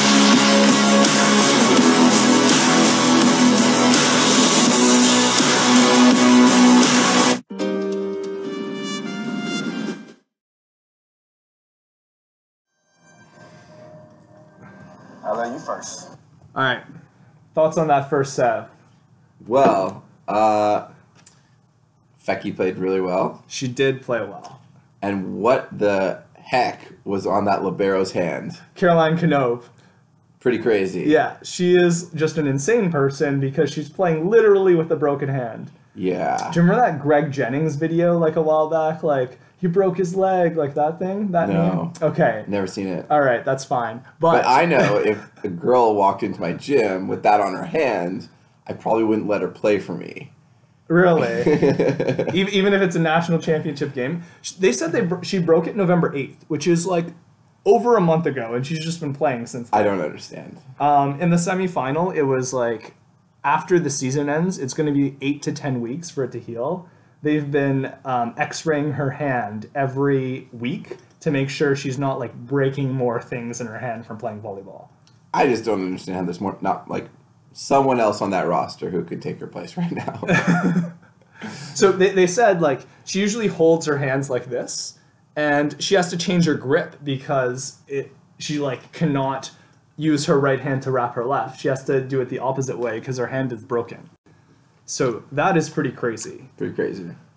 Okay, so I got some advanced stats here for you guys. Shout out to the AVCA for putting these up. First ball kill percentage. You know what first ball kill is? It's where the serve goes over and you get a kill before the other team gets the ball. Yes, before they get it, the serving team gets possession, right? Yeah. So first ball kill percentage for Florida is 24%.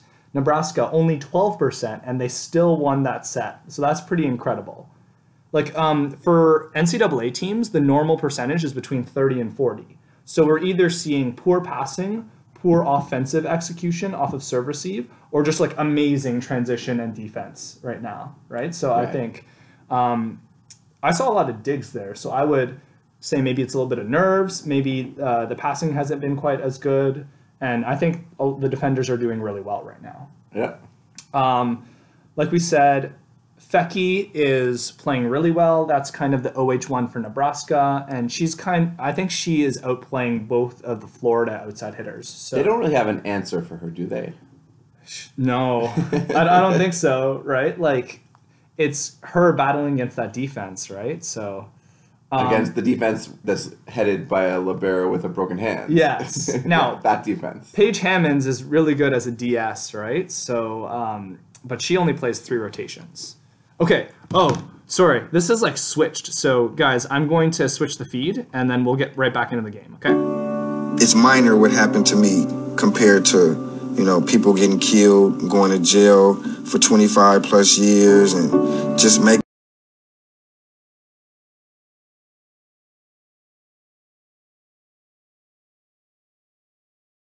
their own 20.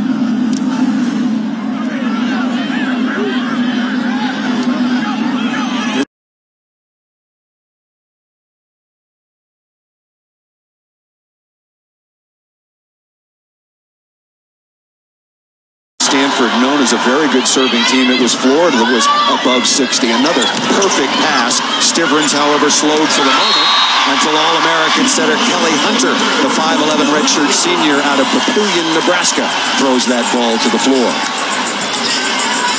Kenzie Maloney and the Nebraska Cornhuskers dug 90 balls on Thursday night against Penn State, and then they were really efficient as the match wore on in transition. Yep, and Coach Cook signaling that's exactly where he wanted his server to put the ball, deep down the line. Look at that, right on target. Hunter trying to go quickly on two. Nice read by 6'8" Kramer, who tiptoed the block. And speaking of block, Brianna Holman stuffing number 5, Kramer. We showed it earlier. Remember, Rachel Kramer had 20 kills the first time these two teams met. Of course, Nebraska lost that match, but they did not have their emotional leader, the straw that stirs their drink, Kelly Hunter.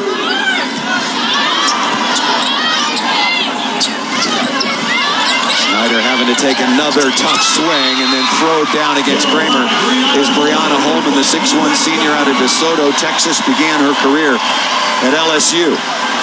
And we saw another quality first contact by Nebraska so they could run get the set to their middle, run the quick offense.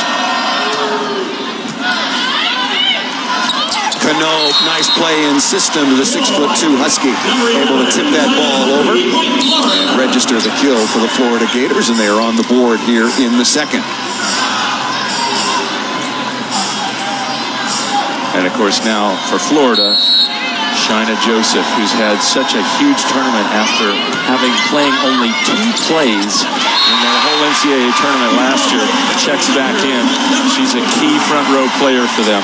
They've got to get her going. She only has 2 kills but 1 error on 7 swings so far. They want her to play a much bigger role in their offense, but they're not passing the ball well enough to get her attempts. Here is Hunter once again. Remember, she scored match points against Penn State on a slam dunk, and she just registered another. There is Joseph ripping down the line. China Joseph was a middle blocker when she arrived in Gainesville, and then was switched over to the outside, was all ready for her sophomore year, and then sprained her ankle so badly she got knocked out of the rotation. Redshirted her junior year, played behind Alex Holston in her redshirt junior year, and now made second-team All-American in this, her 5th and final year for the Gators. A service winner for Carly Snyder. And Coach Weiss gives so much credit to Joseph. She said, you know, how many other student athletes would have thought about transferring, trying to get more playing time, but there was never a question of her sticking with the Florida program.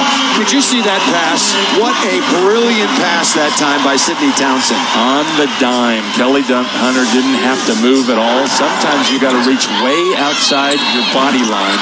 That was actually Annika Albright, and a great touch by her after the ace by Carly Snyder on the jump spin. Kramer crossbody breaks again off the perfect pass. That's what Florida needs more of. They have a real advantage in the middle with the 6'8" Kramer and the high-flying Al-Hassan, but if they don't have good first contacts, they can't get them the ball. Rachel Kramer so far 4 of 9, and for Amat Al-Hassan just 1 of 7. Got off to a reasonably slow start against the Stanford Cardinal, and then as we talked about right before first serve, the 4-time All-American really turned it on, going 8 for her last 11.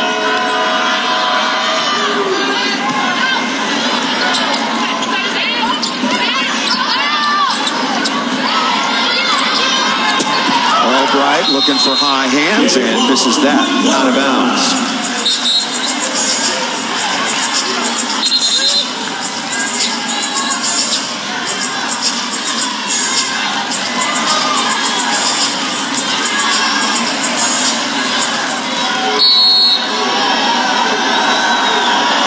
Gregory, the defensive specialist, trying to go short, gets it on the middle blocker. And then Jazz Sweet, the freshman out of Tecumseh, Kansas, who was really, really solid against Penn State. Sweet put up 12 kills on 24 swings, hit .375. She finally gets in the book. Yep, she was big, came up with some crucial kills in that 5th, late in the 4th, and all through the 5th set in that semifinal. throw combination, and it's Michaela Fecke registering the kill once again. But it started with a poor pass by Florida. And a good pass by Albright when Nebraska got their chance at a first contact. Really, Nebraska winning in a big way the battle of the first contact. And that one goes over. Right on top of the net, and a redirected two-hand slam dunk by the 6'4" Stivrins. That's not credited as an ace ball, but I call it an ace because it leads to a direct point. You don't want to put the ball over the net where the blockers for Nebraska can get their hands on it. Stivrins had 9 stuffs on Thursday night. That's a better pass. And that's going to be a double contact thrown up by Sydney Townsend after the nice dig down the line.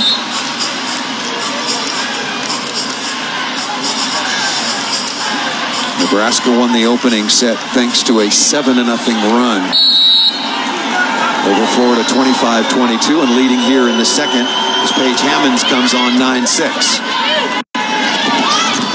Stivrins, good contact. Boy, life is easy for a Nebraska setter right now. It sure is.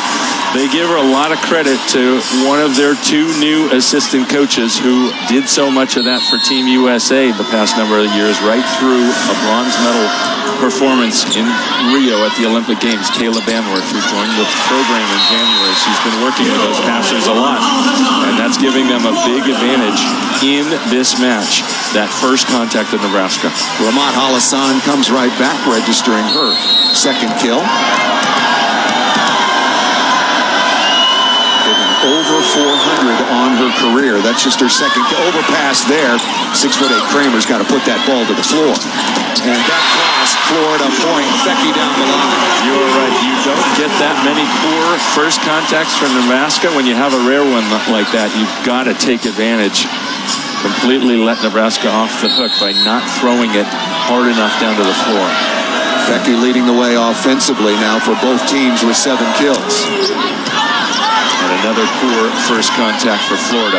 And a really tough chance here. Smart shot up into the block to restart the point. Kelly Hunter, the setter, getting a whack at it on the right side. She's like, look what I found. They actually don't hesitate to set her. She's got a pretty good arm swing. We were told that there would be as many as 14,000 Nebraska fans here in Kansas City tonight. It sounds like a home match. And Nebraska's playing pretty comfortably, up 1-0 and leading here in the second 12-7.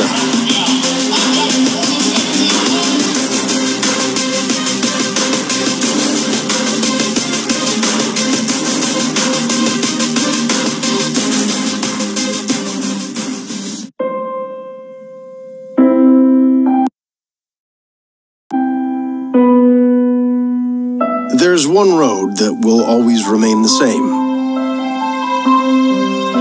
It's familiar. It's comfortable. And its destination is somewhere we never quite left. It's the road home. Hurry in and receive a holiday credit of up to $3,000 on select BMW models. The big finish event is on at the Jeep store. That means big selection, big savings, and low prices. Like no money down leasing on a 2018 Jeep Grand Cherokee for only $269, $249 a month for a Wrangler Unlimited, and the all-new Jeep Compass is just $189. And save on the Jeep store big assortment of certified pre-owned Jeeps. It doesn't get any bigger at the Jeep store, Route 35 Ocean Township, or thejeepstore.com. It's big. The NCAA Women's Volleyball Championship is presented by Northwestern Mutual. Northwestern Mutual. We help you live life differently. And in part by Little Caesars, home of the large, hot and ready classic pepperoni pizza for only $5. This was Florida arriving here at the Sprint Center a couple of hours ago. It's been a wonderful 4 days here in KC. Huge crowds, wonderful semifinals, the longest semifinal in history, 2 hours and 51 minutes. And that's including side-out scoring. That was really remarkable. One of the reasons the sport switched to rally scoring, scoring on every point, was so there wouldn't be any more 2-hour and 45-minute matches. But with the challenge and the intermission, that was a long battle. In fact, 2 great ones. First time since 2008, 2 5-set matches, and more trouble on the first contact for Florida. There's a net, but she was outside the antenna. Crowd doesn't like it, but absolutely the right call. Florida needs to get out of this race. What a dig again by Albright. Uh-oh. Ball too tight to the net. Dug again, right on target. Snyder off the inside hand to Brianna Holman and down and boy did Florida need that as they creep back within 4. Let's go over to Holly Rowe again. You guys were just talking about the longest match in semifinal history. Nebraska, after that match, it was so epic. They were so wound up, they couldn't go to sleep.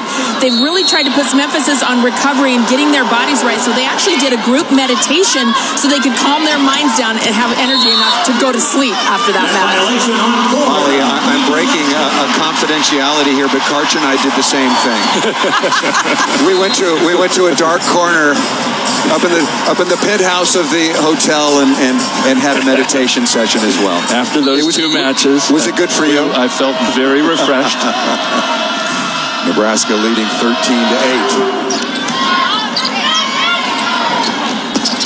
Right side, China Joseph, beautifully placed in the deep cross court corner.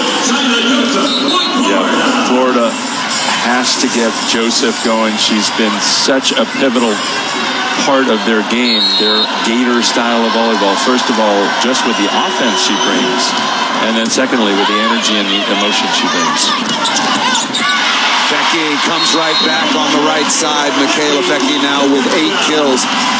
Both teams struggled offensively in the opening set. Not so for Nebraska here in the second, hitting over 560 after that kill from Michaela Fecky, who's back at the line. And Paul, one of the things that you notice about Fecky, some players will, if they start slow, they're going to struggle the whole match in a match like this. She started slow and turned it on and it's been hot since. And then a great block at the net by Annika Albright, who's got very good technique. Watch her turn, run, swing her arms, and put them in the perfect place. She even reached left. That's really good eye work by her because she saw that Joseph was going to hit the line, reached outside her body.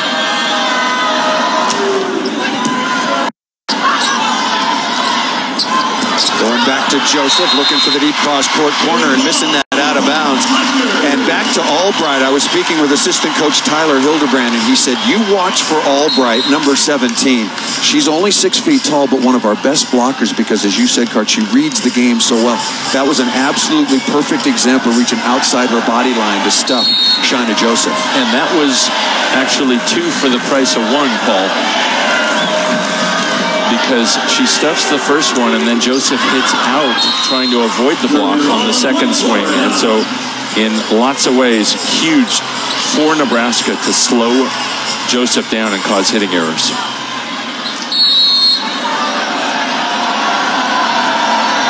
Here is Knope.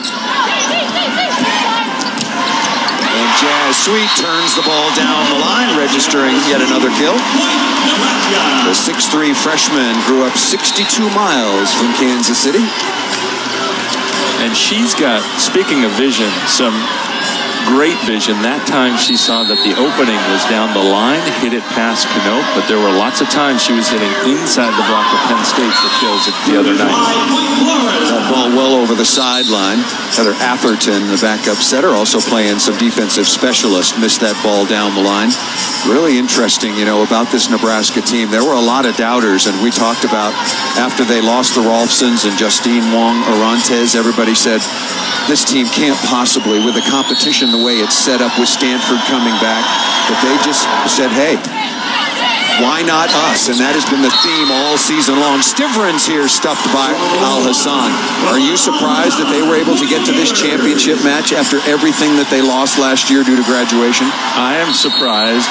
I don't think they are as much, though. Somebody like Monica Albright, she said, look, we have a championship environment here.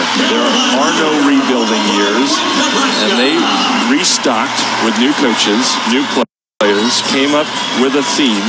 In fact, lots of themes, but the big one is with each other, for each other, and the players came up with that, and they've really bought in. Michaela Fecke says that for this year, it's much more about chemistry. Last year, it was more about the talent and the extra All-Americans that they had.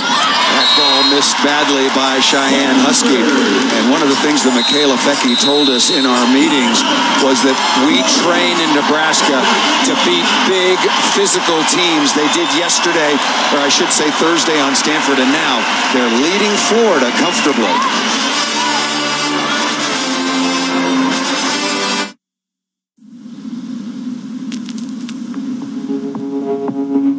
Success without integrity means nothing. Choose to strive for more, for better. Every hour of every day, be the man of today. Boss Bottle Tonic. Monica, it is absolute chaos out here. Gale force winds, accumulations up to 8 inches. Don't know if you can even hear me. What's he doing? Can we get a shot of this cold front right here? Winter has arrived. Woo! Progress is an unstoppable force. Brace yourself for the Season of Audi sales event. Audi will cover your first month's lease payment on select models during the Season of Audi sales event. I think she just thrives on the big stage, and she's played great in our big matches, and she just, I think, really enjoys it. And if you look at her expressions and her emotion, I mean, she's really even-keeled. And I was crediting her earlier for, even though she had a slow start, she's the kind of player who can make some adjustments and get right back to the kind of game that she wanted to have, and the game that she had 2 years ago, leading this team as a freshman to a title in 2015. Mentioned that Fecke comes from West Point, Iowa, a small border town. And in order to really advance her career, she had to join a club in Chicago and drove 4 hours with her mother every weekend for private coaching sessions and to play with her club team. And she also had to switch positions. She was preparing to play opposite, to play behind the setter, but they switched her to the left side. They thought her arm swing was better suited to that, and she does have a cannon for an arm. That time, Albright coming up with the transition play. Opportunity all created by the tough serving in Nebraska.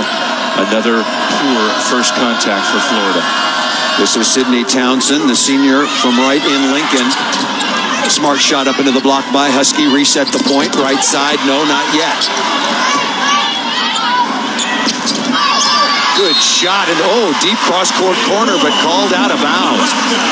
The challenge system is in play. That one was awfully close. You can challenge ball in or out. That one might be worth another look.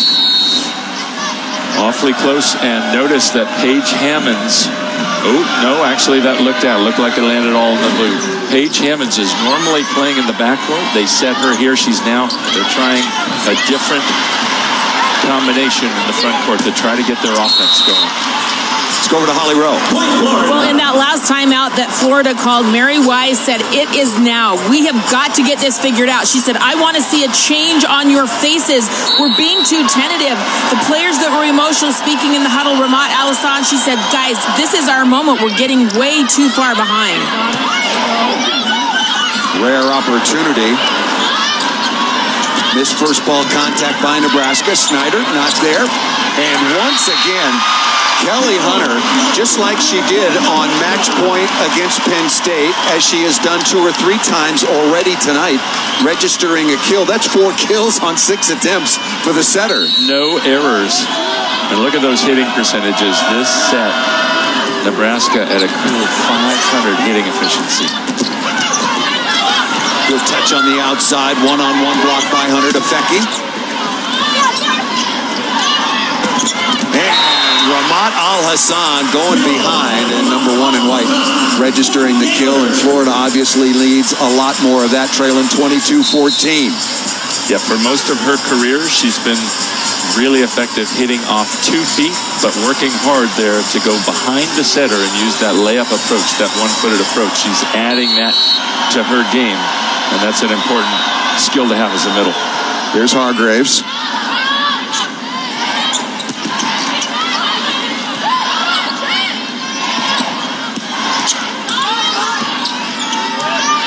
Snyder in transition. Good swing. Did she get a piece of the block? Nope.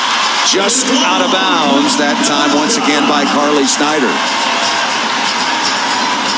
Mary Wise is thinking about challenging, and Carly Snyder said, yep. And there is the green card, and we'll have our first challenge of this championship match. You can challenge ball in or out, ball off a player, a net violation. Oh, yeah. Oh, yeah. Great view. Oh, yeah. There. I thought there was a touch when I first saw it live. Man, the slow-mo camera, though, caught that. Almost broke her fingers. And surprised they missed that. You can also challenge a foot fault on the serve. One of the keys, Paul, you only get 3 of those challenges for the whole match. And when you're down by this much, that's a factor that the coach is going to have to figure out is, do I want to save those challenges for later? Because this game, this set is almost out of reach, but they decided to use one of their 3 there, and that should get overturned, should be point Florida. Oh, yeah, that's obviously a touch. So the ball will come off the point, off the board for Nebraska. Yeah, that is an obvious touch.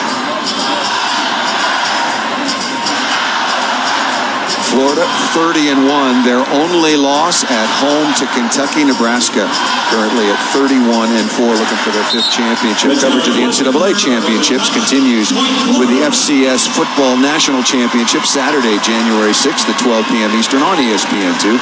For more information on the NCAA FCS Football Championship, visit NCAA.com, your home for all 90 championships. Back with Karch Kirai and Holly Rowe. I'm Paul Sunderland. Florida into the championship match for the first time since 2003, and really looking up right now at Nebraska, trailing by 7 here in the second.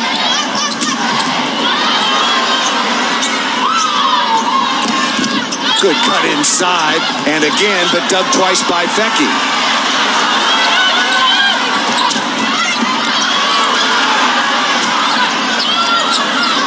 Kelly Hunter does a really good job keeping balls alive at the net. And Michaela Fecky does a really good job at putting them on the floor. Set points for Hunter, Fecky, and Nebraska. Excuse me. Make it 23. That's okay, Karchi. No problem. I take coaching well. No problem. Got a little ahead. Here is Snyder again, and does get that one inside of Bowman. Still time, but it would take a miracle for Snyder out now in Nebraska. Excuse me, Florida. Here's Monterey.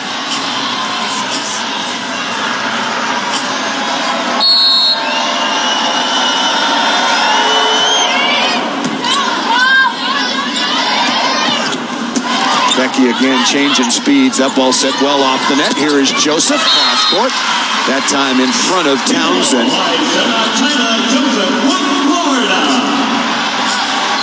23-17. And head coach John Cook in Nebraska not taking any chances at all. Again, it would take a miracle comeback. But Florida wants to get something going positively against Nebraska before they head into the locker room. Holiday Hoops are back on ESPN Sunday with a great top 25 matchup. The number 7 Tar Heels are in Knoxville to take on the number 20 Volunteers. College basketball next Sunday at 3 Eastern on ESPN and streaming live on the ESPN app. We got a timeout. Let's go over to Holly Rowe. Well, guys, one of the things we're seeing in this match is Kelly Hunter, the setter of Nebraska, has just been masterful. In fact, her coach, John Cook, says she is a master. Some setters just have that feel for what, when, and she has it. It has been beautiful to watch her this season as she really helps this team that is not talented as they have been in the past, but collectively still very strong. A lot of people realize she is overcoming an injury that occurred right before this season. Although they have kept it private what it was, I do know that it was something significant. So to her, she has fought through that, has had to really fight this season to be healthy all the time and do rehab, and she has been nothing short of masterful tonight. The All-American first-team setter and Big Ten setter of the year, number 3, Kelly Hunter, having a big night. Not only running the offense, but taking advantage and putting some balls to the floor, Karch. And we've been talking about her teammate, her outside hitter teammate, Michaela Fecky, but even Fecky will say she is the driving force in this engine, in this Huskers team. Fecky leading the way offensively with 9 kills. Brianna Holman, again, the key for Nebraska is balance. Holman with 5, Kelly Hunter with 4, Lauren Stivrins with 4, and Annika Albright with 3. Hunter didn't play in that first match in late August because of that injury that Holly talked about. Florida with a little bit of momentum here, but again, Rachel Kramer, who was really good against Nebraska in that first meeting, missed it out of bounds. And now we've got some set points. Boy, Florida needs to get to the locker room for this intermission, reconfigure, reset themselves. It has been all Nebraska so far. They won the opening set 25-22, and no doubt at all here in the second. Off the head of Holman. Fecky off the block and down, and Nebraska leads this championship match 2 sets to none. They take the second 25-17.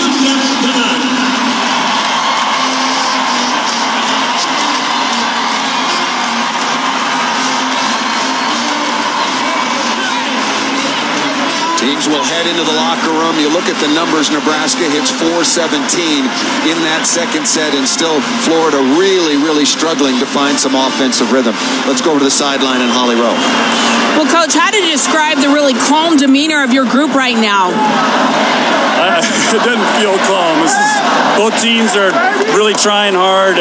Both teams are really pumped up. It's some good volleyball, some not so good volleyball, but that's what a national championship's about. But we've been able to stay pretty much point by point right now. Not when we give up a couple points, we hang in there pretty good. One thing you've been able to do is really disrupt Florida's passing. You knew this is one of your better serving teams. How have you been attacking in that regard? Well, we've got 2 things. We go after players and we go after zones, and it just depends on what rotation we're in. But we're doing everything we can to keep them from setting the middles. So far, so good. Thanks, Coach. Thanks. So far, so good indeed. Nebraska passing perfect at over 60%, and Florida at just barely 40%. And that is the reason why Nebraska is now 1 set away from their 5th NCAA title here in KC.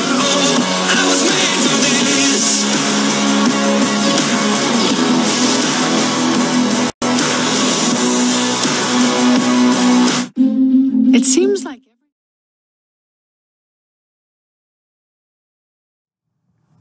All right. Hope you guys enjoyed the first 2 sets. What do you think about that set, Adam? I don't think it was very close. No, not at all. Does Florida have a chance at all, Peter? I don't know, man. It's looking pretty grim. Okay. Does Florida have a chance? Yes, because they're the more athletic team. Okay. Their serve receive is letting them down right now. And this is what we saw in the match Thursday night.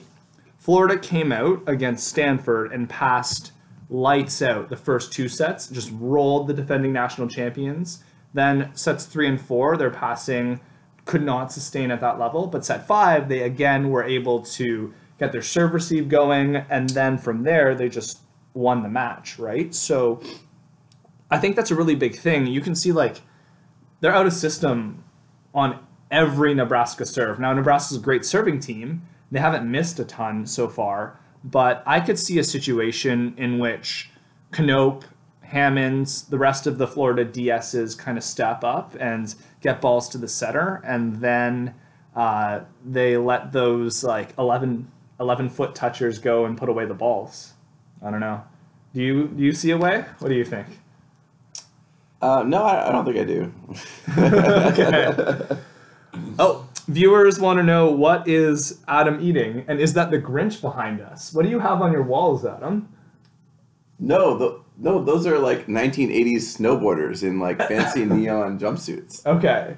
Yes. So, yes. To the Zanata family, they enjoy your art in the background. Yeah. Thanks. Shout out to Abby, Liv, and Jerry. Jari, sorry, watching the stream. Yeah. So what are you eating right now? What do we got? I don't know. It's some kind of like mix. Just some kind of mix? Just assorted? Some kind of peanut mix. All right. Okay, so while Adam goes and what do you got there? It's a Manhattan snack mix. Are they paying us to advertise on the stream? No. It's Selection Tasty Pantry. Nice. That's like No Name brand too. Where can we find that if we want to have that same mix as you, Adam? Metro. Metro? Okay, so the Zanatas, if you want to go to a Metro, that's where you'll find this. All right. So, a few numbers. Passing, Nebraska in system 80% of the time. Florida, 59% of the time in system. That might tell some of the story, Peter. Yeah.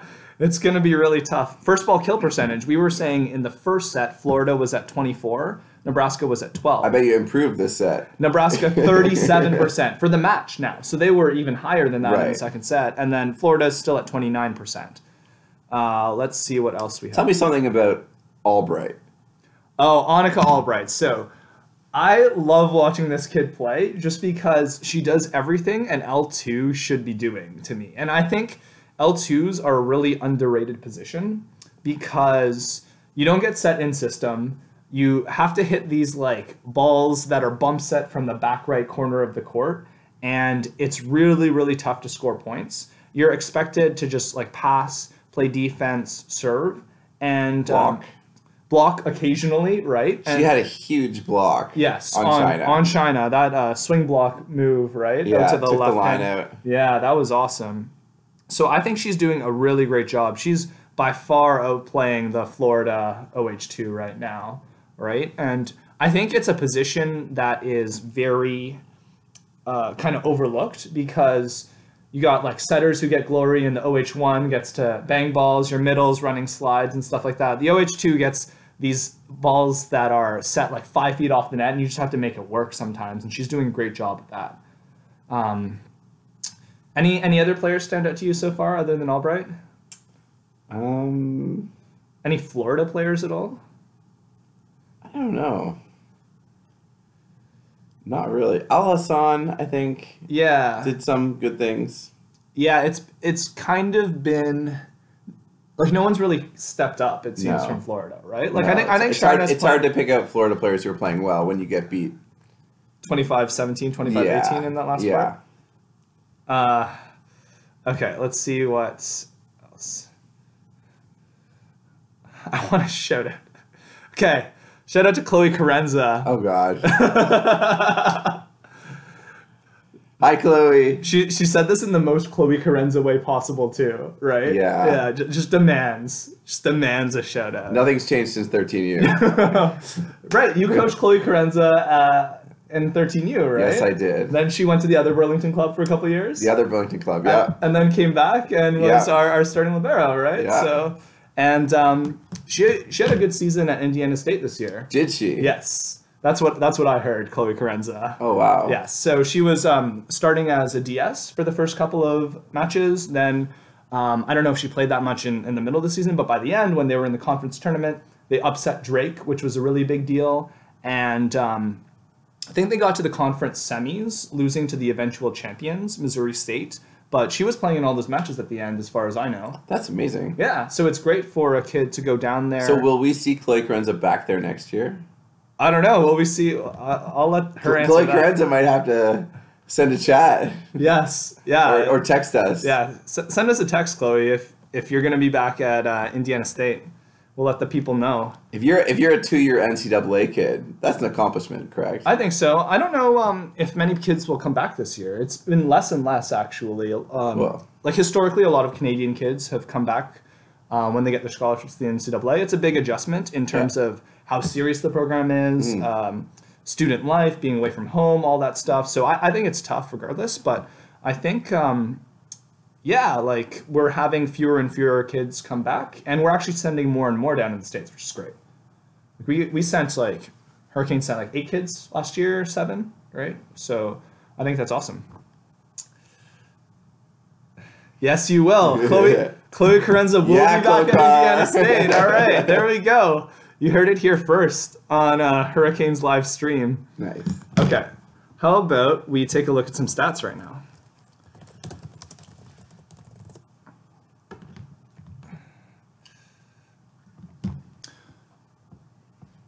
So, from what I've told you about the teams, because we were talking before stream came up, and kind of during this match, but has this played out the way you imagined it so far, Adam? This match. Are you surprised at anything that's gone on? Well, I would have thought a national final would be a little closer, maybe. Okay. But you did tell me that you thought Nebraska would be heavily favored. I did think Nebraska would be heavily favored just because I thought... So the Penn State match went to 5 and they had a match point against them, but they looked like the better team. And if Penn State's the #1 team in the country and Nebraska beats them, then I think they're the best team in the country. And that semifinal was played at a much higher level than I thought the second semifinal was between Florida and Stanford. Now, I was also thinking maybe when they play in the final match, Florida steps their game up and you can't really judge because there might be different matchups and all that stuff. But I was kind of thinking in my head that it could end pretty quickly just because Nebraska looks so good. And Florida does have some weaknesses. Like, they lost a couple matches this year, 3 straight, I believe. Right? So, they lost to Kentucky and stuff like that. And I don't think Kentucky's a very good team. So what is Mary Wise saying right now? like I said last stream, I'm just a guy on a couch watching volleyball. Mary Wise is the win. Mary Wise is the winningest female coach in Division I. She has a chance to be the first Division I female head coach to win a national championship tonight. Do you know that? Very cool. Yes, we could be witnessing history. Also, on the other side, Nebraska could overtake... No, that's a lie. I was going to say maybe they'll have the most national championships, but no, I think Penn State and Stanford are tied for the most. Yeah. So I'll take that back. Let's see. Please. I'm not rapping on stream, Abby. It's not going to happen. Okay. Let's see what we have here. The AVCA has any stats. Okay. So Florida only had 10 kills in each set. Nebraska had 35 digs. Florida only had 27. Attacking efficiency. Florida, 0.065. You would see that at 16U OVA volleyball. That's the attacking efficiency that we would see in that level. And Nebraska's hitting 247. So they're doing a great job right now. Yeah, it's not looking good. Okay, match leaders. Michaela Fecke, that's the OH1. 10 kills, 2 errors on 27 swings, 296 hitting percentage. She's almost hitting 300 right now. Then we have Brianna Holman, 5 kills, 1 error, 9 swings, 444 hitting percentage. And let's see how Albright's doing. She's hitting 0. So, she has 7 digs, though. But that block, Peter. Yes. Just two block assists. She's the M2. She's the L2. L2, yeah. She doesn't have to have a hitting percentage, right? Right, exactly. She just needs to... Keep the ball in play. Yes. Do your job. Right. If there's anything that a coach wants to see their player do, it's their job. Yes. And if you're the L2, maybe your job isn't to have a 400 hitting percentage. She's got 7 digs so far, man. And she's putting the ball right on Mary Hunter's head. Is that her name? I think, yeah. Hunter. Kelly Hunter. My apologies. Okay, Florida. Ooh. Carly Snyder, 6 kills, 3 swings, 28 attempts, 107. So she's got the most kills.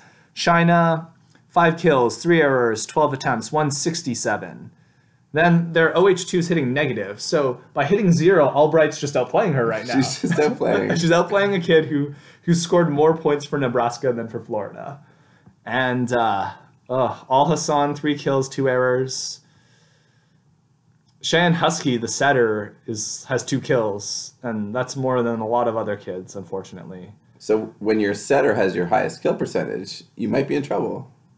Yeah, she does have the highest kill percentage. Guys, this is bad. So, okay. They just got passed better, right? Like, I don't know. They're kind of in trouble right now. I don't know. Wow, 18,000. Tournament record. Have we gone 10 minutes? Is this game about to start? Let me know in chat if there... Do you ever check chat? I do check chat, guys. Okay.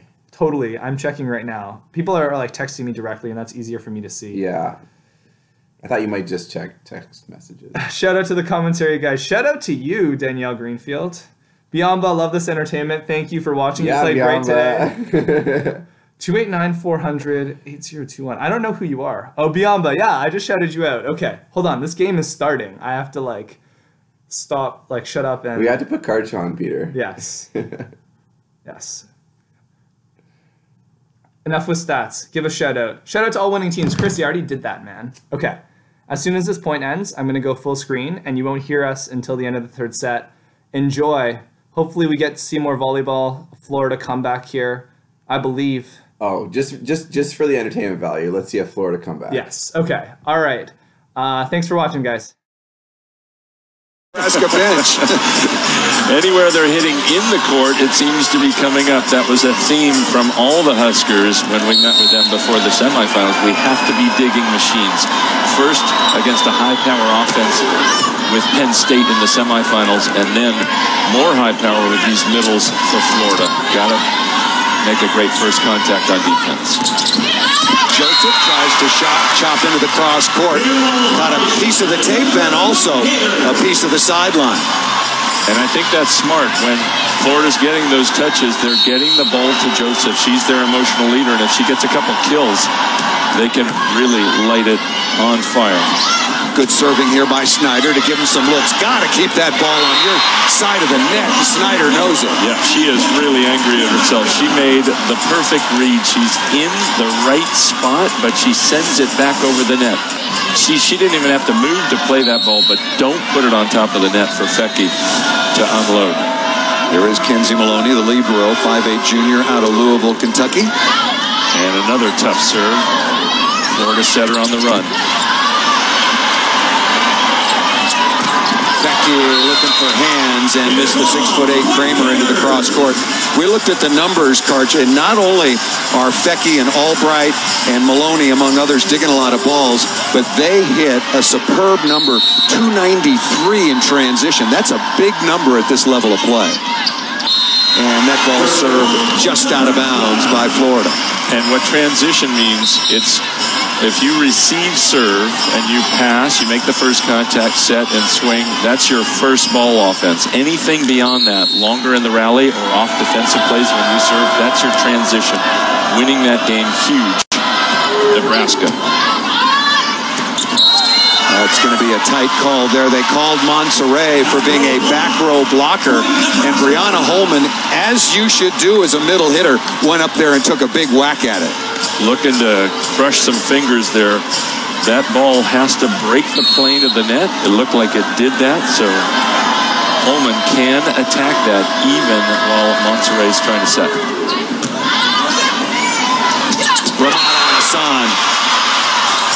That's what Florida needs, as they had it against Stanford in the semifinals when she went 8 of 11 late to close out the Cardinal. Yep, and there was a stretch ball in that semifinal where Al-Hassan, hitting and blocking, basically scored 5 points in a row. They broke the game open to a 9-4 lead and closed it out. That ball tipped over the top, but a net violation will nullify the dig made by Cheyenne Husky. Ramat Al-Hassan stands 6'4", has a 6'8" wingspan, and touches 11'3".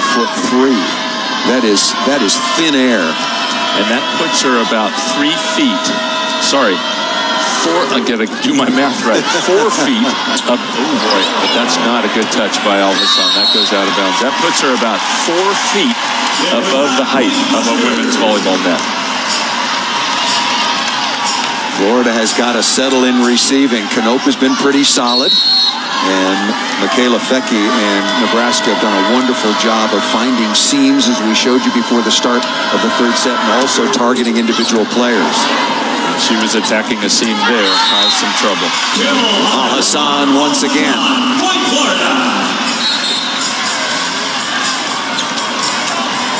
Al-Hassan now with 5 kills on 13 swings. Joseph with 7. Carly Snyder's taken 31 swings to get to 6 kills.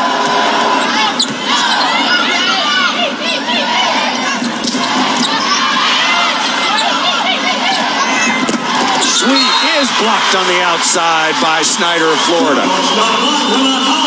Well, it's been quite a while since Florida even got a stuff block. They got a bunch, came out early, and then just have not been able to put themselves in good spots because they haven't been causing enough trouble on Nebraska's first touch. That one going over, and they waste the opportunity. That's the first thing you have to do as a blocker, Paul.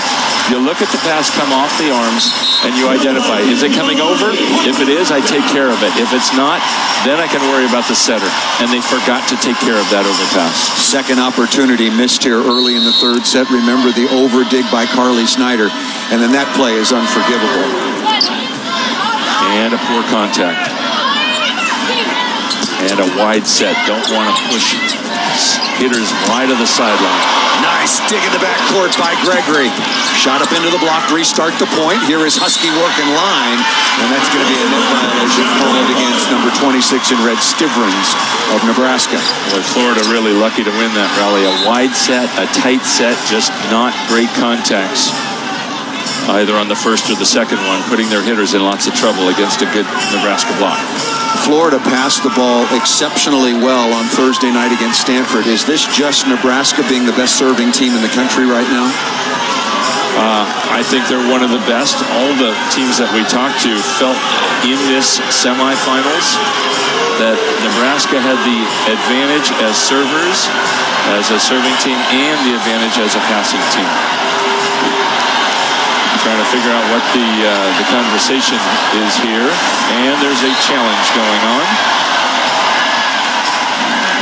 Yeah, there's a net, no doubt about it. And the Florida coaching staff, look, the net was called, and the coaches from Nebraska were slowing things down a little bit, and Florida was none too happy about that. Now with Florida leading 7-6, again in a must-win situation. If you're just joining us, Nebraska won the opening set 25-22 thanks to a 7-0 run after they trailed 15-11. Another look, there's Albright. Yeah, there's no question about the net violation. It was called immediately by the official. Then Nebraska took the second set easily. One possible argument they might be making is that it was her hair, but clearly you could see her elbow and her shoulder touching the net. Hair can touch, the rest of you can't.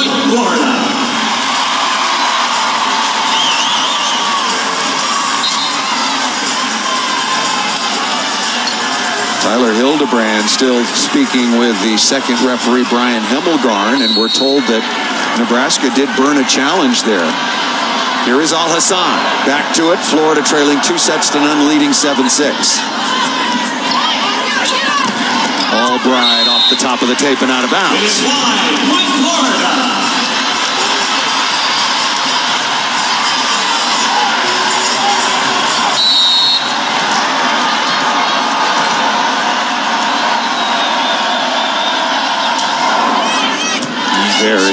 Very easy. That is a lollipop, but nice blocking that time by Florida. And again, this ball right on the sideline. Cheyenne Husky at 6'2".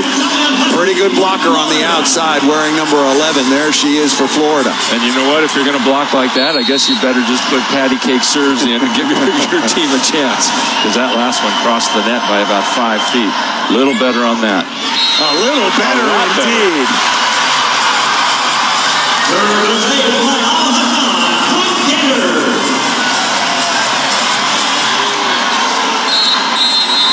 And a timeout timeout called by Nebraska.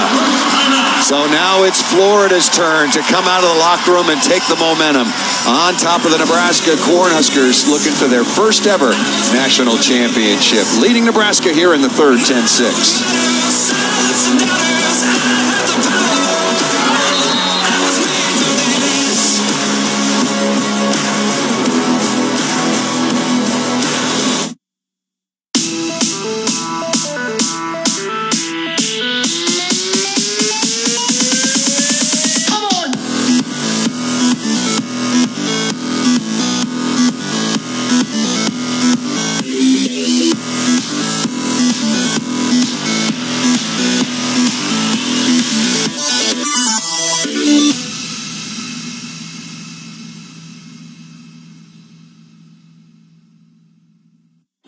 Can I give it to you straight?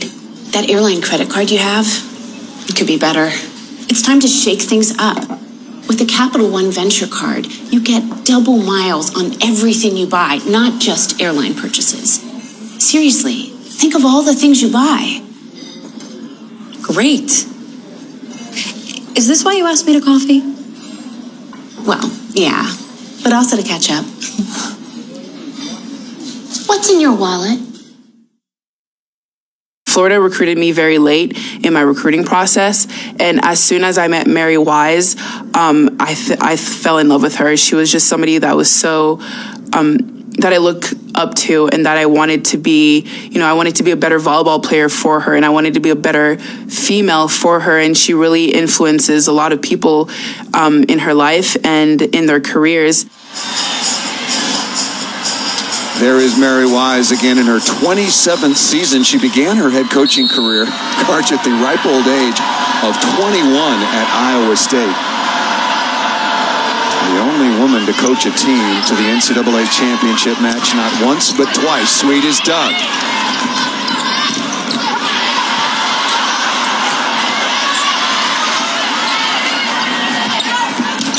Boy, nice look that time. Kelly Hunter just reading the situation beautifully out to Sweet. And she's going against the best blocking target there. Kramer struggles a little, especially against somebody who contacts the ball as high as Jazz Sweet does. So that's a good matchup for Nebraska. Opposite Jazz Sweet against Carly Snyder, left side blocker. Here is defensive specialist Sydney Townsend, one of 5 members of this Nebraska squad that won a national championship in 2015.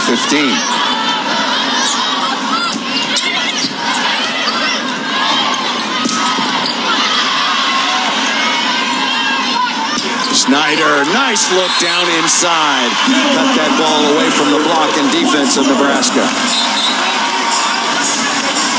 There's that transition you were talking about, Paul. And finally, Florida gets Snyder in a place where she can take a big swing. Right from the start, she's been put in some really poor spots. Well off the net, wide of the sideline. 7 kills now for Snyder and has had a busy night. Nice save that time by Albright. Florida looking to take advantage. Not a good first contact by Joseph. And that's going to be a double contact called against Nebraska, and Florida continues their advantage here in the third, 12-7. Nebraska fans, and there are a lot of them, have been taken out of this third set, at least for the moment, Karch. Yeah, and you can see Florida causing much more trouble with their serve. Now setter Kelly Hunter for Nebraska is the one having to run around to run her offense, but Albright gets the Huskers out of trouble with that cross-court off-speed shot. The second team All-American Albright out of North Aurora, Illinois, with a very nice little cut into the cross-court. Better set that time to Snyder once again, and finds a piece of real estate in the deep corner down the line. Yeah, Carly Snyder has had some very, very difficult opportunities. I wouldn't even call them opportunities. She's just trying to keep the ball in play. But the last 2 swings she had, that's why she got 2 kills. The set is what made those kills. And there's another trouble play for Nebraska. Has to go to the left side. Oh, don't want to dig that so close. And that's going to be a lift called against Rachel Kramer. You called it, Cards Kiri. Carolyn Knope right there on the spot, but dug the ball over the net back to Fecky. You could land a helicopter over there, Paul. Just put it in the middle of the court and don't try to put it 6 inches from the net.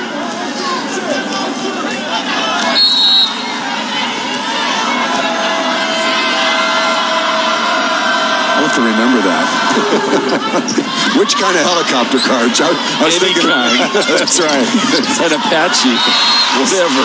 Sokolowski, I'll tell you, Nebraska, a digging machine. They've let a couple of balls drop here. That was an obvious tip coming from number 9 Sokolowski, and the Cornhuskers not there to cover it. Good for Florida, now leading by 5.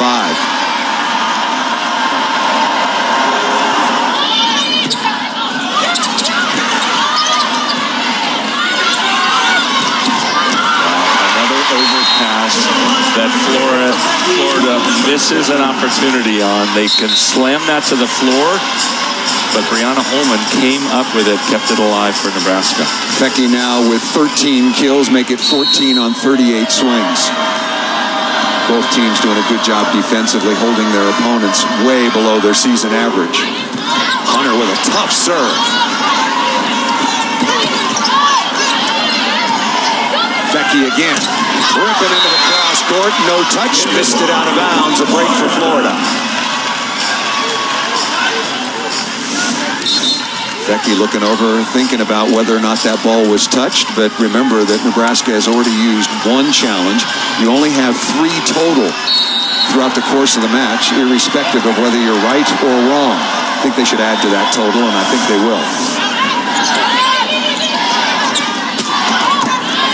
There's a better touch. Perfect dig to Sokolowski off the outside.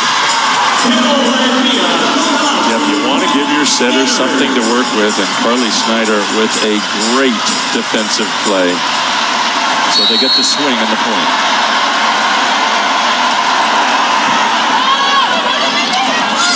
Back to Fecky. A little more RPMs on that one. That was an angry swing for Michaela Fecky.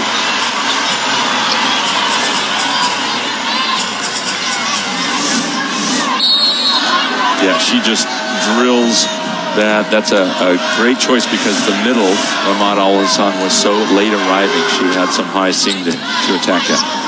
Set her on the run for Florida. A tough swing again from behind the 3-meter line. Transition opportunity. Albright not yet.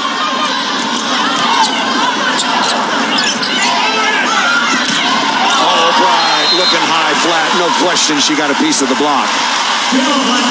What a smart swing. Block was in great position, and instead of hitting it into their elbows, watch it go high off those fingers. Ramon Al-Hassan trying to give a little help to the referees, calling no touch, but went off her fingers. Another low set. Got to push that up to 11 feet. Al-Hassan again working so hard to get the ball to the floor. And that's something Florida has struggled with. You'd think they'd have it down by now, setting Al-Hassan high enough. She jumped so high, they got all season to work on that. They did a much better job of it against Stanford 2 days ago. That ball missed out of bounds by Sweet, who was so superb in the semifinals. Sweet had 12 kills, but so far on the night, she is really struggling. Just 3 kills, 12 swings, but hitting negative because she's got more errors than kills. Ace serve! One of the passing and defensive stars in the semifinals for Florida. Paige Hammonds dials up the ace. And a timeout called by Nebraska. And Florida again facing a must-win situation coming out of the locker room at the intermission. Now on top, 19-12. Back with more in Kansas City for the national championship after this.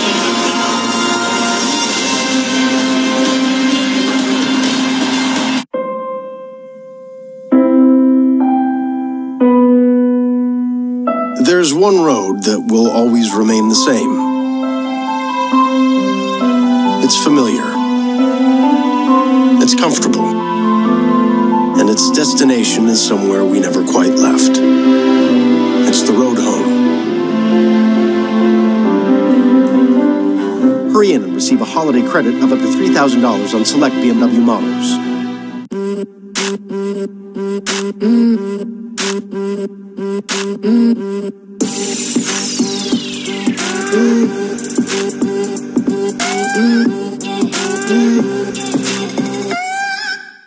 Sweden's greetings from Volvo. This holiday season, celebrate the beauty of family with our holiday offers on cars like the XC90. With more intuitive safety innovations, you can keep the ones who matter most safe. You're watching the NCAA Women's Volleyball Championship presented by Northwestern Mutual. Yeah, it is getting to be that time of year. Coverage of the NCAA Championships continues with the FCS National Football Championship Saturday, January 6th at 12 p.m. Eastern on ESPN2. For more information on the NCAA FCS Football Championship, visit ncaa.com. Your home for all 90 championships with Holly Rowe on the sideline, Karch Kirai on Paul Sunderland. Nebraska won the opening set 25-22, won the second 25-17. Nebraska tied for third, most all-time Florida. Their first ever championship. They were back in the title match in 2003 when they lost to USC that particular year back. In the national championship picture, that ball high off the block of Al-Hassan and out of bounds. Turnaround here on both sides of the net in the third, Karch. Yeah, and watching the faces of Florida, they just look like they've loosened up a little bit. Certainly, they have also unleashed at the service line, causing lots more problems. A couple of aces and some near aces. That's giving them walking chances. Al-Hassan again, very good contact, reminiscent of late Thursday night against Stanford. Yeah, when you put the ball in the middle of the court near the net, Al-Hassan can take those swings and really neutralize the block. There are four hands in front of her going right up and over. She will give way to 5'5" freshman defensive specialist Chanel Hargraves. Will come on and serve. The four-time All-American will head to the sideline now, 7 of 17, getting up towards an efficiency of 300.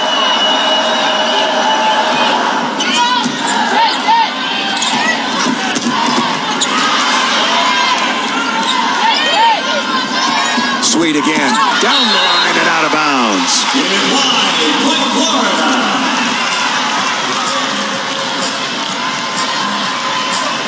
And Nebraska has the matchup they want. They like Sweet hitting against Carly Snyder. Not one of the stronger outside blockers for Florida. Jazz Sweet really struggling so far on the night. That ball thrown up into the block. And down by Stivrins as she registers the kill. 21-14 is the advantage for Florida. Florida the number 2 seed, Nebraska the number 5 seed overall. And going back to last year, a reminder that Stanford won the national championship, their 7th, coming out of the 6th seed.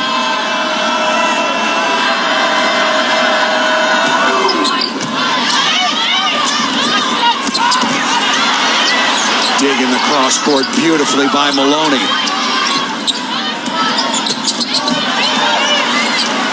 Maloney again right on target. Outside to Albright. Wow, ball being battered around. Could have been a double contact, and the point goes to Nebraska. And the Big Red Machine, about 12,000 strong, is starting to get re-engaged in the third set.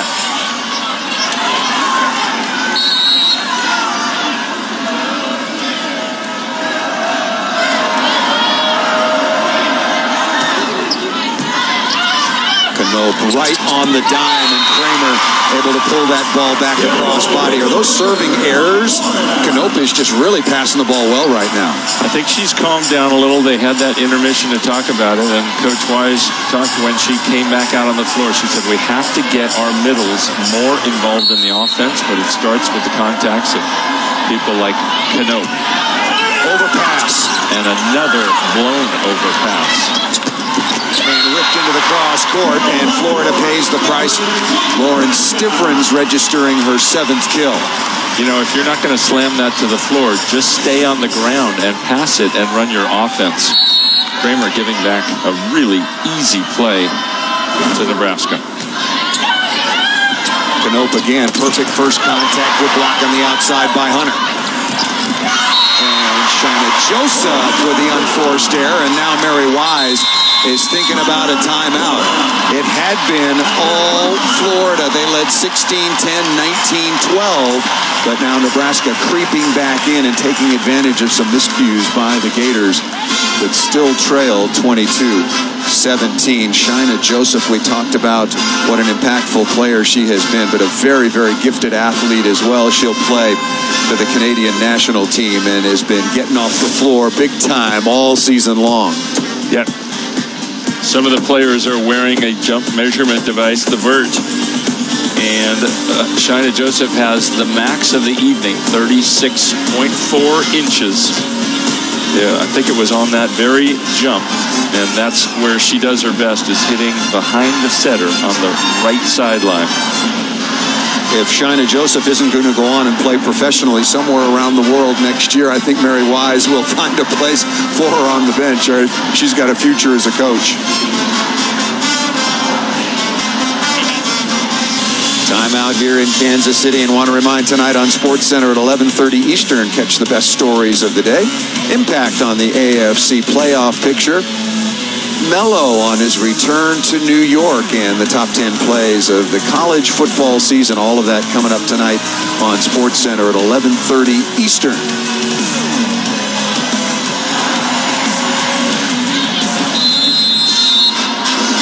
Florida by far, and the score shows it. Karch, just in this set, they're hitting 294. When we talk about hitting efficiency, it's not a batting average. In volleyball, you take the number of kills, subtract the number of errors. An error is when you get stuffed or hit a ball out of bounds, and then divide that by the number of attempts, and that gives you the efficiency. Yeah, look at that. 2 for Florida. Much cleaner game of volleyball, and they're making Nebraska earn their points more, even on a play like that, because now they get a free ball back and a swing for Joseph. Joseph into the block, covered by Knope. And Snyder, Carly Snyder going high flat. And really a wonderful swing by the All-American number 4 going back to serve. And so far, she has 1 ace as she puts that kill away, now going to the line. She's the only player for Florida with that jump spin serve. She's going to attack it hard, create some problems there. Fecky from well off the net and missed it just long. Carly Snyder had 3 aces in their semifinal win over Stanford on Thursday night. Set points now for Florida, and a lot of them.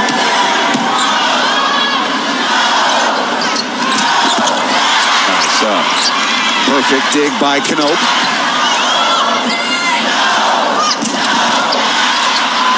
Another one. Back to Fecky again, not this time. Really good defensive effort by Snyder, Knope, and the Florida Gators.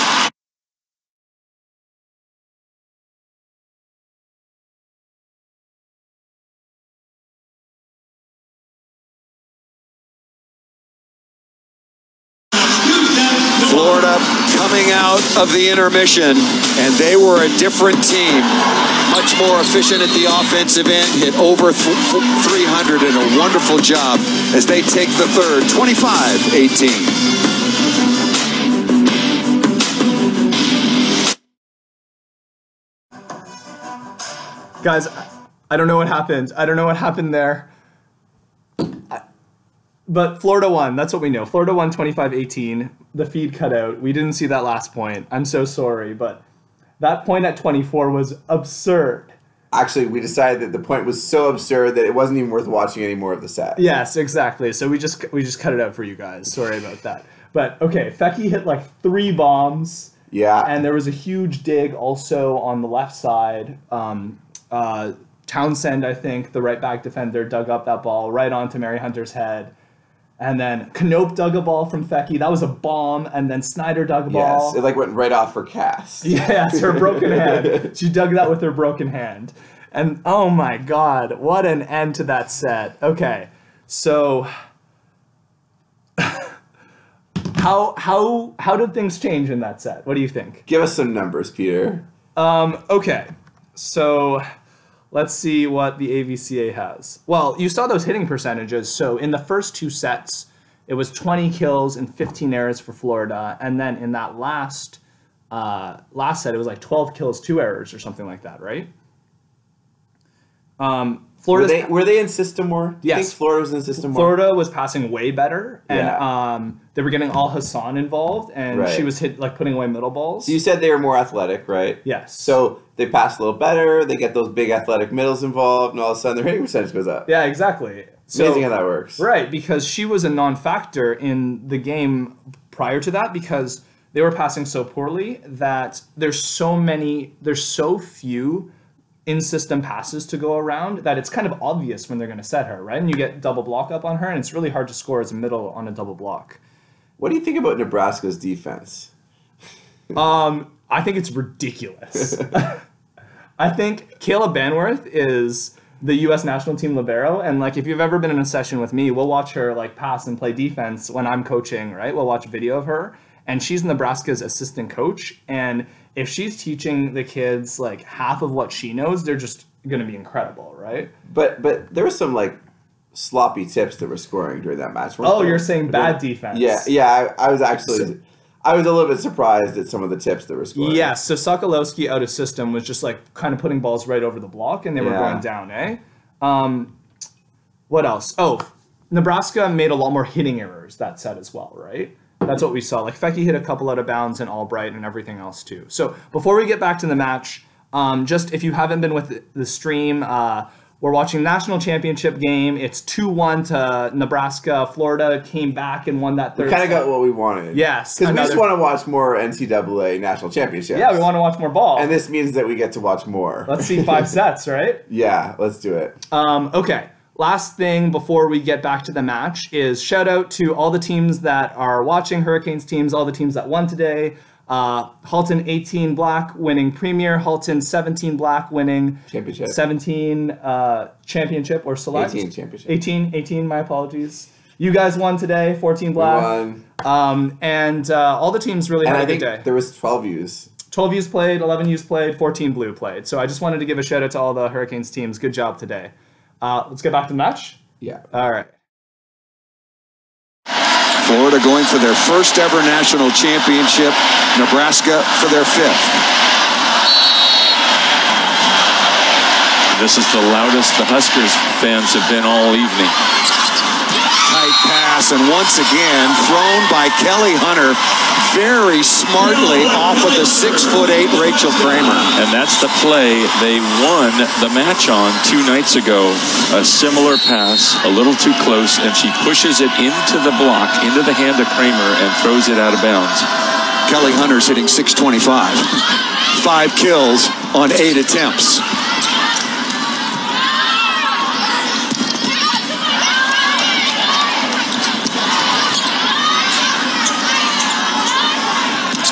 Joseph into the cross court, dug beautifully by Nebraska. And down the line again. The digging machine rears its ugly head here in the 4th set. The big red digging machine coming up with it. And notice Fecky, she hit cross court and then she mixed her speed and mixed her location, put it high line. Good hitters want to hit different spots on the court and different depths. Kramer is stuffed out of the middle by Holman and Fecky. Let's go to Holly Rowe. Well, I think the big digging machine was in idle in that last set, and John Cook felt the same way. During sets, in between sets, he said to his team, look, we've got to get back to serve and pass. This crowd is so loud and raucous. Everybody just settle down and play volleyball. He wanted them to calm down, reset the button, and they have done that so far. Thank you, Holly. Back row violation by the setter, Ali Monserrat, and Mary Wise has to call a quick timeout. Nebraska with a big early lead over Florida.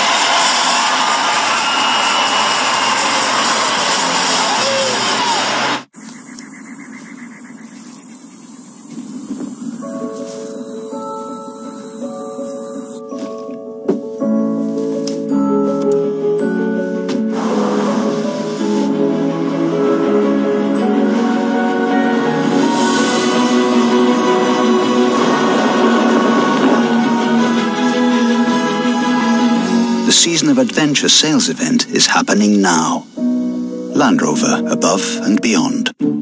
It's easy to think that all money managers are pretty much the same. But while some push high-commission investment products, Fisher Investments avoids them. Some advisors have hidden and layered fees.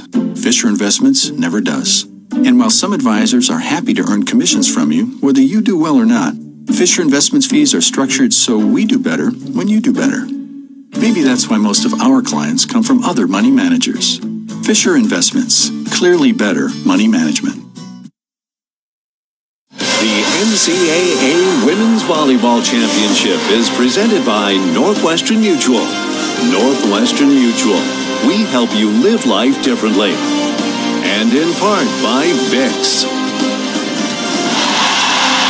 Quick reminder that Holiday Hoops are back on ESPN Sunday with a great top 25 matchup. It's the number 7 North Carolina Tar Heels. They're in Knoxville to take on the 20th ranked Volunteers of Tennessee. College basketball next Sunday at 3 Eastern on ESPN. Coming out of the timeout here is the libero Maloney once again. Boy, that is such a good swing by Carly Snyder. That is a big-time kill off the left side. And it started with such a good set by Ali Monserrat. She had to scramble and use her forearm platform, but put Snyder in a great spot. Now Snyder at the line with that hard jump spin. And misses that one into the net.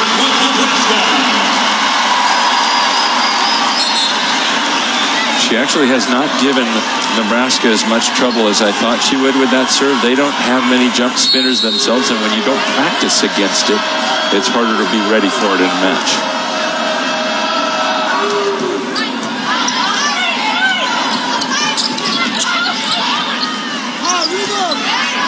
Joseph again, looking for some hands, missed it out of bounds.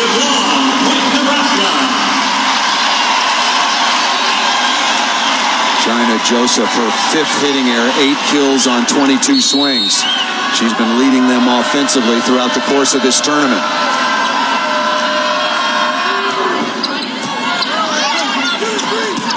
Kramer, dug by McKenzie.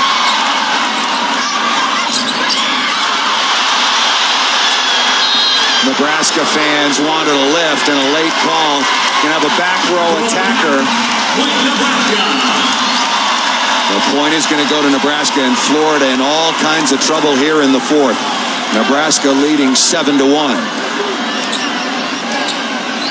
Yeah, what happens is if you're a setter in the backcourt and you jump and contact the ball completely above the net and put it over the net, then you're considered a backcourt attacker or a backcourt attacking violation. Boy, that is a tough call in Florida. Florida doesn't need any more trouble. Good serve down the line again by Hunter. Remember that Florida has already used one of their 2 timeouts. Wow, Nebraska just dominating right now, and a substitution coming on. Quickly, Paige Hammonds, who was so solid receiving on Thursday night. Yep, they're trying to stem the bleeding here with a better passer so that Kelly Hunter has less space to attack down the line. Joseph again. And she's stuffed. Brianna Holman out of the middle.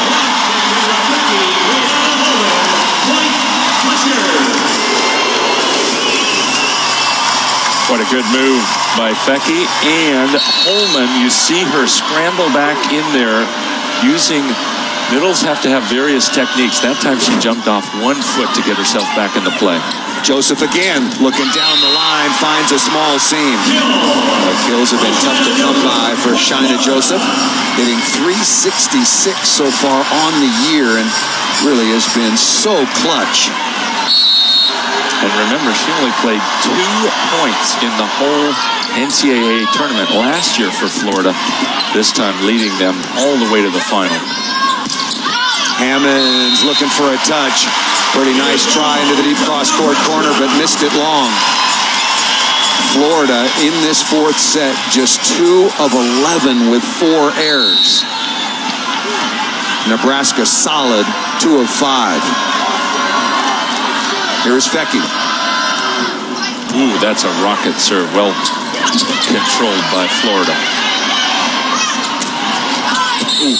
Albright high up into the block. There was a little bit of a collision, and Annika Albright will be called for violating the center line, number 17 in red. It's a dangerous play.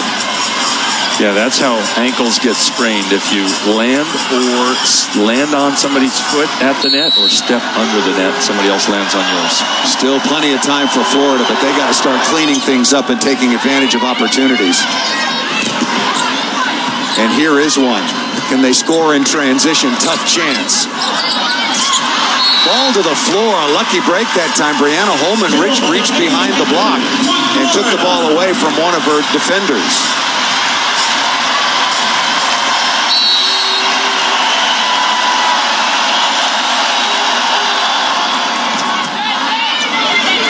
Right side again, looking for Sweet.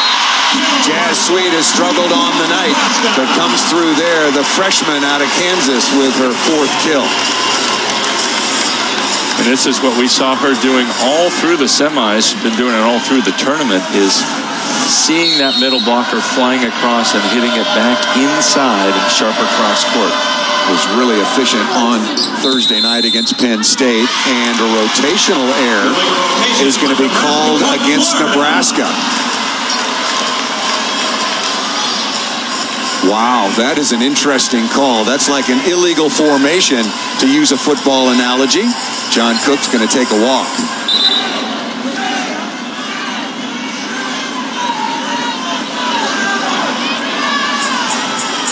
Did they have the... I'm trying to figure out if they have the wrong server or what. Brian Hemmelgard, the second referee, called his first signal was a rotational error for Nebraska. And it's going to stand. Nebraska on top, still 11-5. Albright. Named for Annika Sorenstam, who's got a very nice short game, and he must be a pretty good chipper as well. And she chipped this one just inside the block. It's not a hard-driven ball, but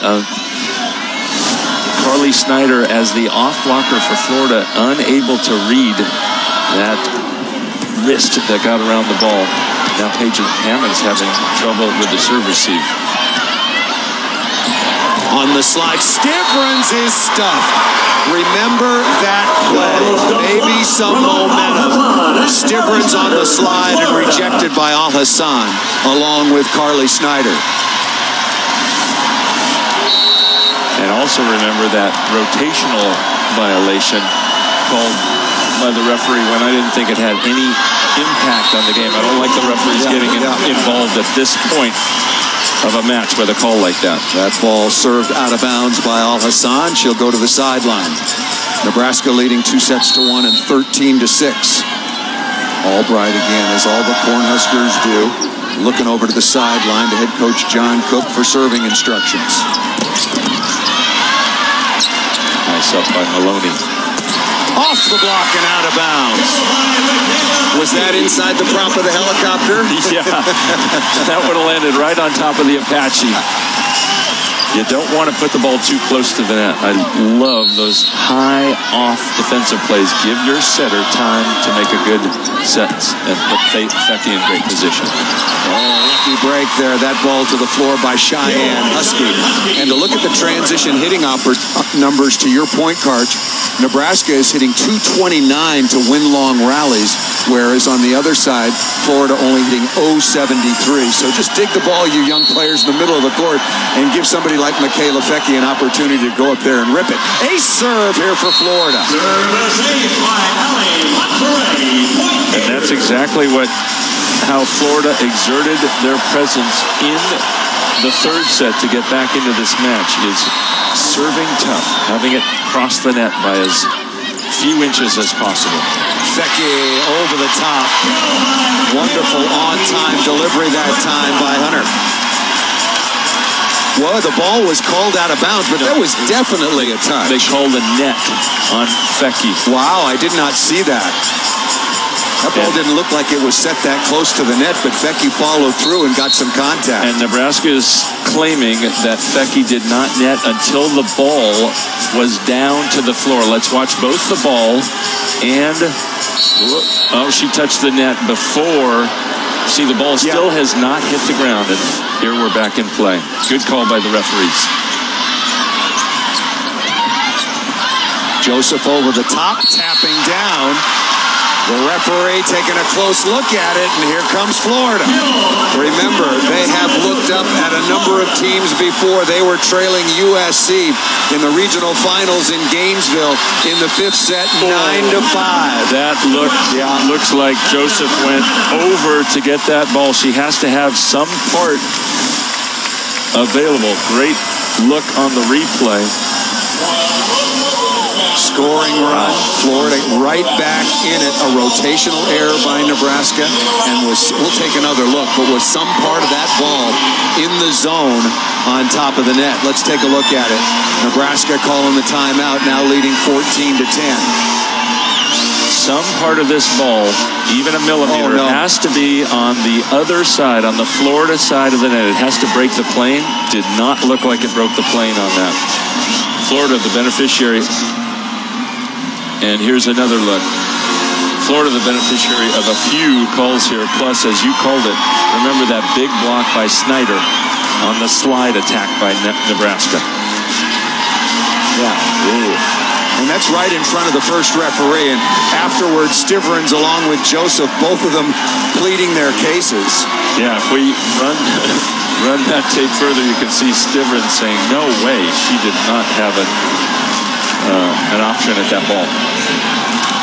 On Tuesday, catch the Cherubunde Tart Cherry Boca Raton Bowl at 7 p.m. Eastern Time on ESPN between Lane Kiffin's Florida Atlantic Owls and the Zips from Akron, live on ESPN and streaming live on the ESPN app. Say that 10 times fast. Boy, you got that promo down.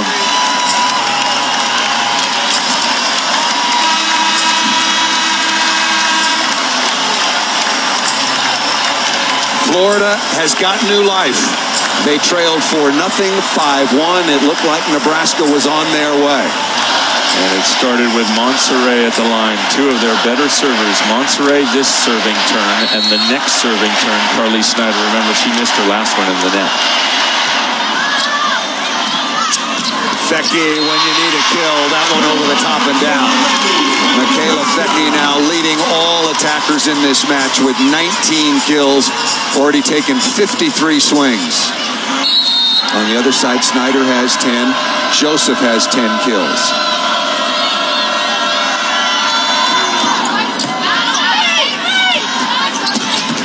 Joseph again. Look at the dig.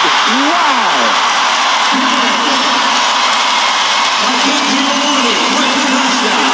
Quick look at the stats. How many kills does Maloney have on the year? That's how you get a kill as a libero. Didn't mean to send it back over. Just wanted to get some hands on it. What a play. And the ace. Kenzie Maloney. How important is the libero? You're getting your answer right now. 3-0 run for Maloney in Nebraska. Remember in the semis, Nebraska down 11-8 in that first one. Maloney going on a long service run, really effective at putting opponents into trouble.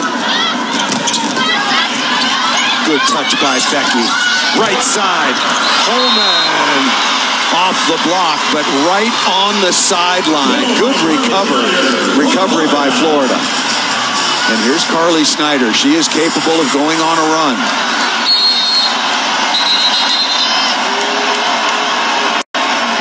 Sokolowski will come back on. Better blocker, better attacker in transition, replacing Hammonds. But it took her a long time to get in the game. It actually disrupted the serving routine of Snyder.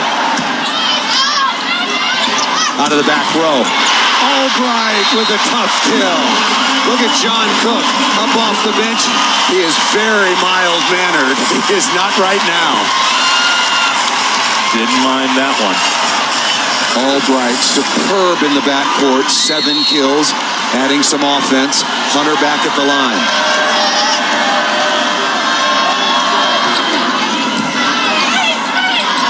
Joseph again, off the block and out of bounds. Can Florida mount another miraculous comeback like they did last week against USC in Gainesville? Speaking of liberals, Carolyn Knope has been superb for Florida. Holman off the block and down. Holman now with 7 kills. Let's go over to Holly. Well, Brianna Holman is a senior today, and an unusual thing at Serve and Pass this morning, they put up on the Jumbotron the graduation ceremony that was happening at Nebraska. Right in the middle, the gentleman conducting graduation said, and we're missing one special graduate, Brianna Holman. She was able to see herself graduate from the Jumbotron. That's what happens if you're a star volleyball player at Nebraska. Allie Gregory coming on now to serve for Florida. They've got time, but have to be perfect, Carter. What do you tell your team in a situation like this? You can get ahead of yourself and put too much pressure on.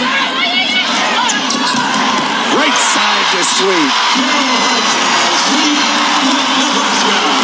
Nebraska's taking huge swings right now, Paul. Sweet, Fecky, Albright earlier working that cut shot around Florida, forcing Florida to call its last timeout. Nebraska on top 20-13. Nebraska has won this national championship 4 times. In '95, John Cook's first year in 2000, again in 2006, and a couple of years ago in 2015. Florida, their second time in the championship match and first since 2003. Mary Wise looking to become the first woman ever to lead a women's college volleyball team to the national championship. She's the only one ever to lead a team, as she did in 2003, to the title match.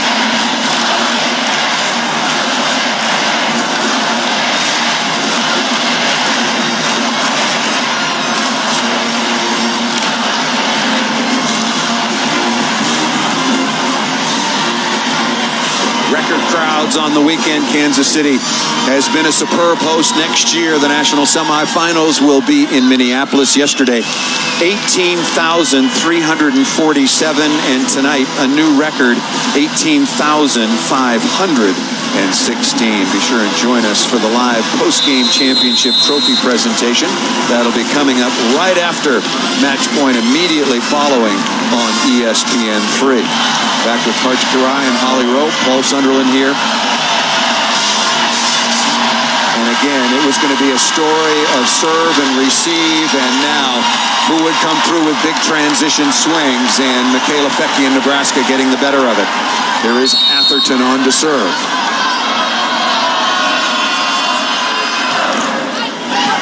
Shank pass. Oh, what a good swing by Snyder. How important was that? I like the tough serve that Atherton sent across the net for Nebraska to create trouble. Tough serve, but drifts out of bounds. Service errors starting to add up now for Florida. That is their 9th. Both teams have 4 aces. Nebraska 4 points away.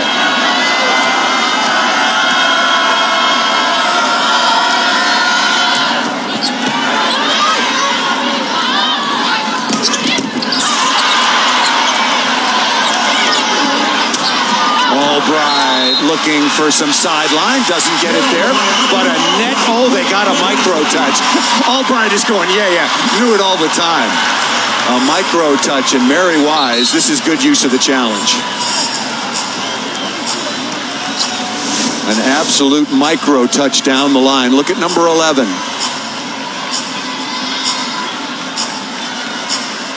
Ball was definitely out of bounds. So Florida is challenging that there was no touch against Husky. And you know what I look at, Paul? Albright's reaction here. She's going to come down. Don't quite see it in that replay, but she's going to come down and just curl her shoulders over and basically concede that she did not get the play to happen. As we leave it rolling, watch Albright. And she doesn't protest that at all, and she concedes that that ball was out of bounds and did not touch the block on the way out. So that's what tells me there was no touch. The best angle we had was from behind, and it looked like there was indeed no touch. But because it was called, Mary Wise has to burn one of her challenges. That ball was out of bounds, so that should be overturned. The initial ruling, yep, ball was out of bounds. I thought so. Yeah. So good use of the challenge by the Florida coaching staff. Body language rarely lies. Exactly, and huge because that takes... Oh, a 2-point switch. The point away from Nebraska, already within 4 of another NCAA title.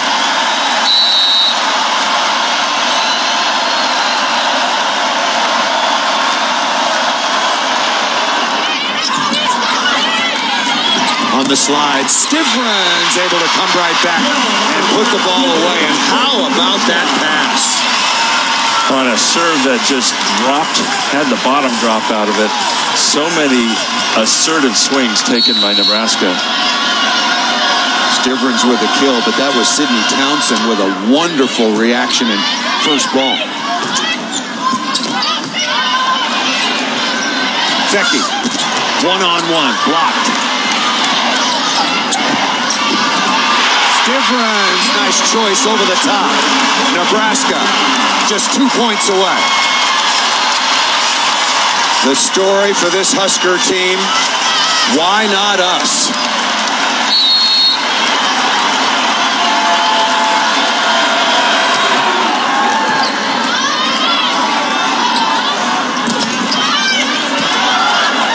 Perfect pass, Hunter going over the top and down.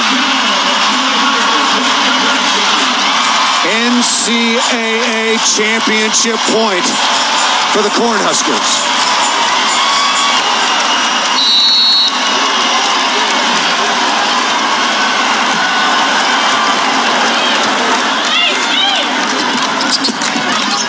Just inside the end line, Rachel Kramer keeps Florida's hopes alive. 1 championship point saved. Nebraska has been passing the ball perfectly all night long for head coach John Cook. They need 1 more play.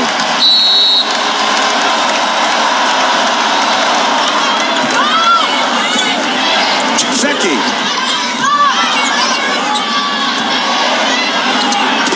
Fecky again for the win.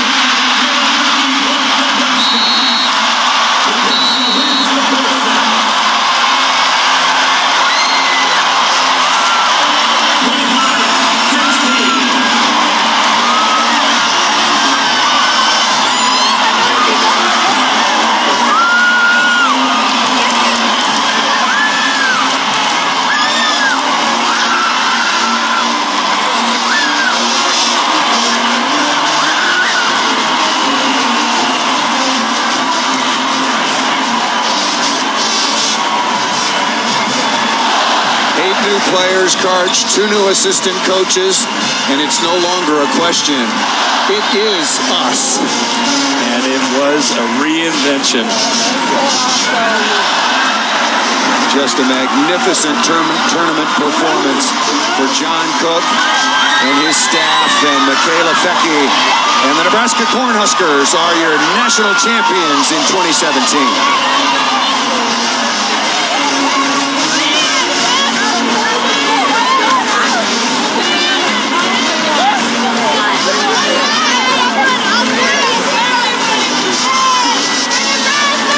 Fecky once again was the offensive star for Nebraska with 20 kills, but they got good contribution.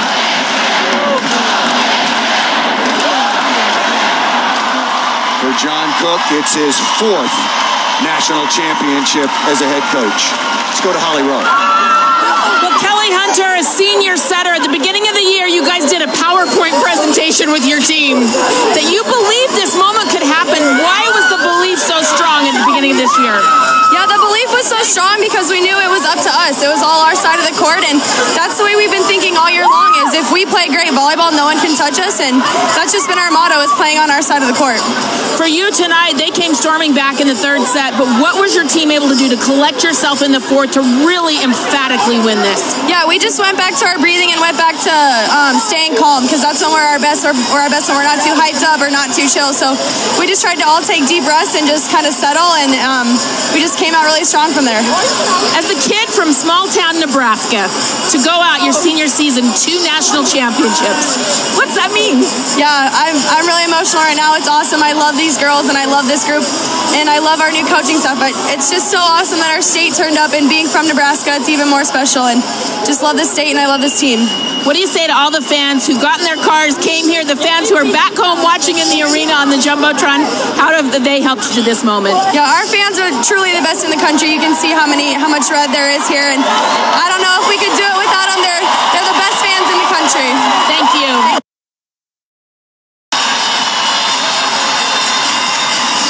Florida got on the board in the third, Karch, but it was all Nebraska from start to finish in the decisive fourth set. Forcing a timeout at 4-0, that calm and that breathing that they used turned it around, and they got up to that 7-1 lead also and never looked back. You can see John Cook say, Michaela, high line, and she listened as Michaela Becky put this championship point away.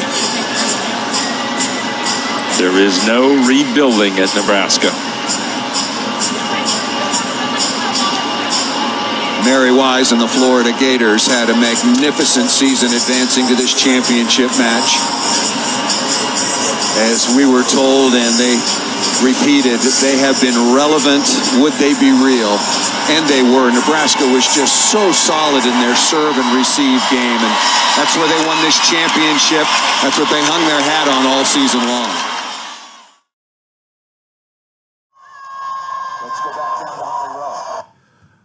All right, Adam, what do you think about that match? Set 4, a complete flip of set 3. Nebraska dominated. But a mirror of set 2? Mirror of set 2, yeah. Yeah, it seemed like the better team won. Yeah, what things were the keys for Nebraska, do you think, in that final set? What made the difference? Limiting errors. Yep. Better serve receive. Yep. They didn't have those like tips drop on them either, no. right? And Florida didn't seem to be able to run their big athletic middles the way they did the set before. Their serve reception dropped a lot compared to set 3, right? Because you just saw their setters just like running off the court the entire time. Yeah. Yeah, it didn't seem close. No. So here's the thing. Florida only lost 2 matches all season. One to Kentucky in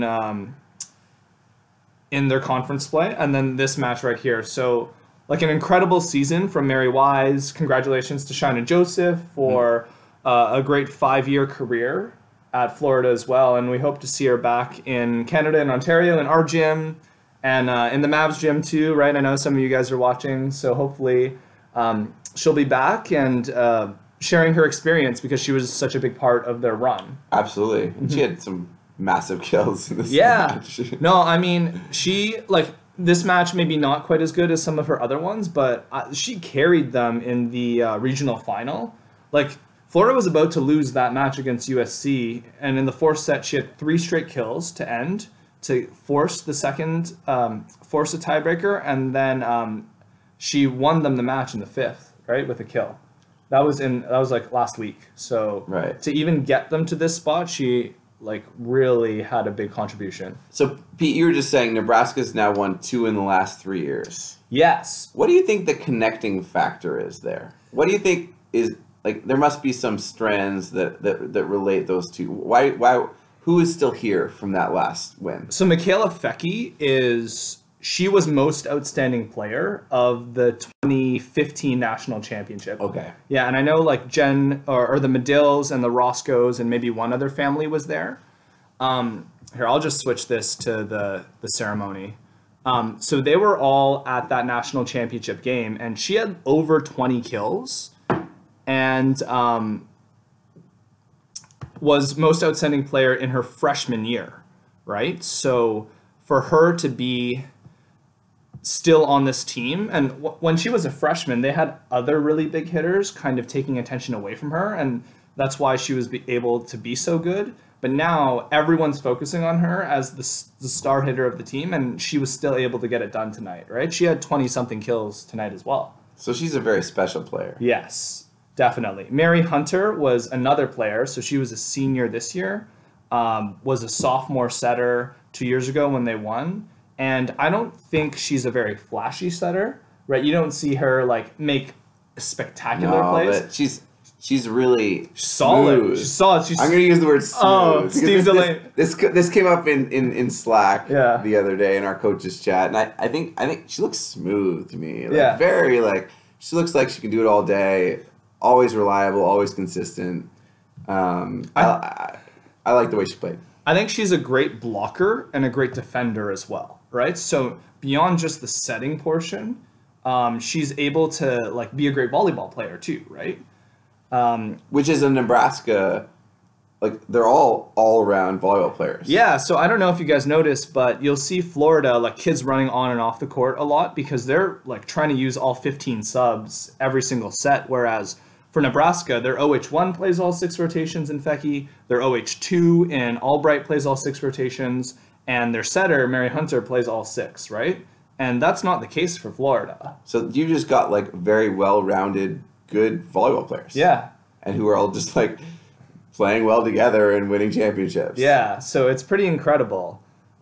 So they've won 2 in the last 3 years, and I don't think they won a national championship since like the Sarah Pavin years, actually. So it was a really big drought, and now it seems like they got something special brewing out in Nebraska.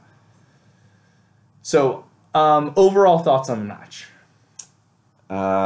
Would have liked to see it go 5. Right. Maybe a little bit more competitive. But I thought it was a great match. Yeah. Some good play. Yeah. So hopefully the libero gets better and heals her hand.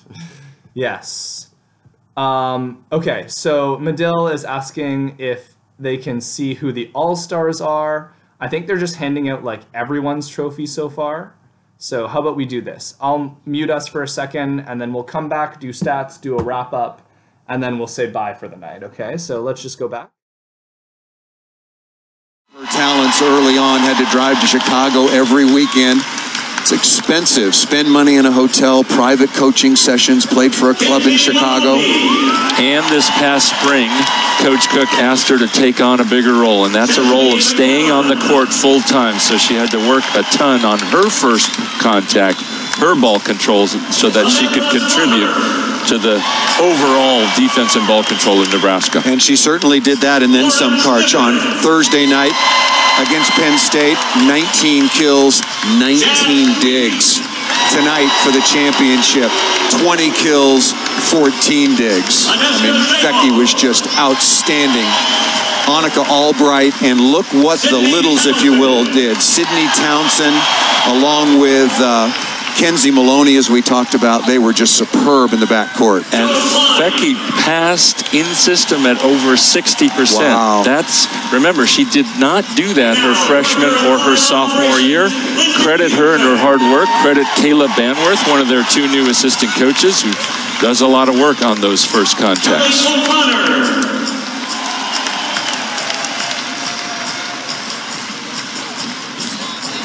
Let's go over to Holly Rowe. Well, this morning you graduated from college in a very unusual ceremony, and so you end it with a national championship tonight. What's this day been like for you? This has literally been the best day of my life. I mean, I'm the first out of my immediate family to graduate from college, so I've been really emotional all day, and this just topped it off. This match was so beautiful because it took the seniors and them being there, you, Kelly. It took your juniors, but then your freshmen came up so big with Stivrins and Jazz Sweet. How is this such a collection of teamwork? I think we have such a great mixture. I mean, this summer we worked really hard on our team chemistry and getting to know one another. And I think tonight took everybody. It took everyone to contribute, and I think everyone did a great job tonight. Congratulations on the best day of your life. Thank you. And Brianna Holman blocked 6 balls, either block assists or solo, and also chipped in with 7 kills on 12 attempts and a very high efficiency.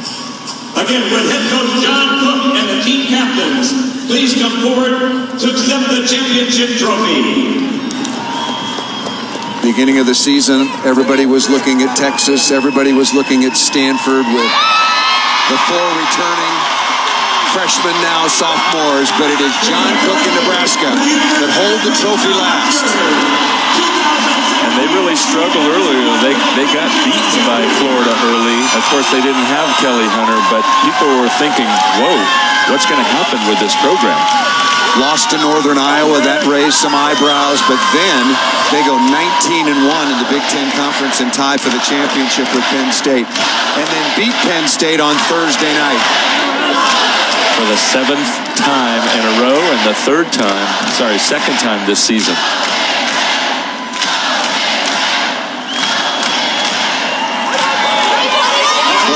The name of the Lincoln Airport is. They're going to be a lot of people there. There are going to be a lot of people there tomorrow morning. At some point, they're going to have to rename it for the volleyball program. Well, there you have it. What an NCAA tournament. There were surprises. There were miracle comebacks.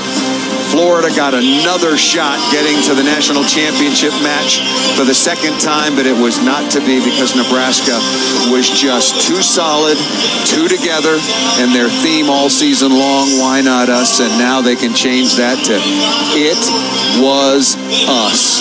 Nebraska winning the national championship and closing out the year for Coach Kirai, Holly Rowe, and our entire crew.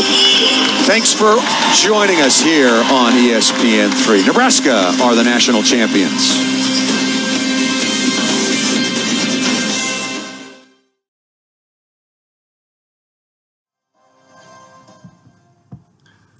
All right, so let's just wrap up with a couple of things. One thing I just want to touch on was final stats. So let's see here. Final stats. Nebraska side out 65%, hit 234. Florida side out at 56%, hit 141. 141 is like OVA 16U level. Like, that's super low. Well, my 14s hit higher than 141. All right. Fecky, 20 kills, 14 digs. Stivrins, 9 kills. Holman, 6 blocks. Florida led by Snyder and Joseph, both with 11 kills, but like Snyder hit under 150 and Joseph under 175, right? So not super efficient. Al Hassan, 7 kills, but 278. Both teams 4 aces, missed around like 8-9 serves. Blocks were about even, right? But the biggest thing was offensively, Florida made a lot of errors and they just like got dug a ton, right? Like Nebraska's defense is pretty absurd. Yeah. They won a lot of points in transition. Last thing I think I want to do is look at our NCAA bracket challenge. So let's see if I can do that for us. Oh, don't want to show that. It's like, it's Coach's Slack. Yeah, it's scary. All right. So it's always very satisfying. Dun, dun, dun. Filling out this bracket. So 3-1. So wait, who was it in the lead before you put this in? Nia Jones was in the lead. Nia Jones was in the lead. Okay. I don't know if the 17s are still even watching. Probably not. Oh, well, I hope they are. Okay. Oh. Wait. No, Carly was in the... Oh. Carly Anderson. Oh. Carly Anderson, you win the bracket challenge. Let's see what you won, my friend. I got some screenshots. Dennis, I hope you're still watching. So let's see. Oh my God. You have a prize? Yeah, I got a prize for the winner of our bracket challenge. If you had only like some people just didn't participate, right? So, but how do I do this? Maybe I got to show my screen. Window capture, display capture. Yeah. Yes. Okay, here we go. Carly Anderson, you win this 2017 NCAA Women's Volleyball Championship Final Four shirt. How cool is that? How did you get that? Amazon Prime? No. This isn't my house. It's being delivered from the Final Four. I got some of the parents who are at the Final Four to go grab a shirt for you. That's amazing. Bracket challenge. This is what you win. Congratulations, Carly Anderson, for beating 29 other participants in our bracket challenge. I can't believe she beat Adam's hot take bracket. Adam's hot take bracket. Wow, you still beat me, right? No. Yes, did I really? Yeah, you're right up here. Oh. Because you got Florida in the... Oh, I had Florida in the final? Yeah. I had Florida in the final. Oh, I'm so good at this. I came fourth last. I beat Scott Hunt, Mandy, and like Tara, who like I don't know if she understood like the concept. I'm just kidding, Tara. I'm so just kidding. Man, it feels bad to be fourth last. Yeah. You also beat Mike Ongley. Feels good. Oh, man. Who won out of the coaches? Connor. Ooh. Go Connor. Gators. Yeah. He would have maybe even Kalen won. Genovi, then Steve, then Pablo. It's a sad day for math nerds everywhere. Mm-hmm. Too bad Steve's not watching the stream, so whatever. Man. He's getting a back rub. Okay, so, God, I can't show this. That's bad. Let's see. How do we want to end this off? Thank you so much for watching the stream, guys, today. What should we do here? Oh. Video capture, window capture. We're back. Okay. That's Slack. You don't want to show that. Okay. Thanks so much for staying with us tonight. And if you watched the stream Thursday night and last week, maybe we'll look to bring you more content throughout the season. Yeah, if you want more of Peter and Adam's spectacular commentary. Yes, shoot a message to us. But thanks so much. We had a lot of fun today. Congratulations, Nebraska. Shina Joseph, thank you for repping Canadian volleyball so well. And we hope to see you back in Canada soon. Have a good night, everyone. Yeah.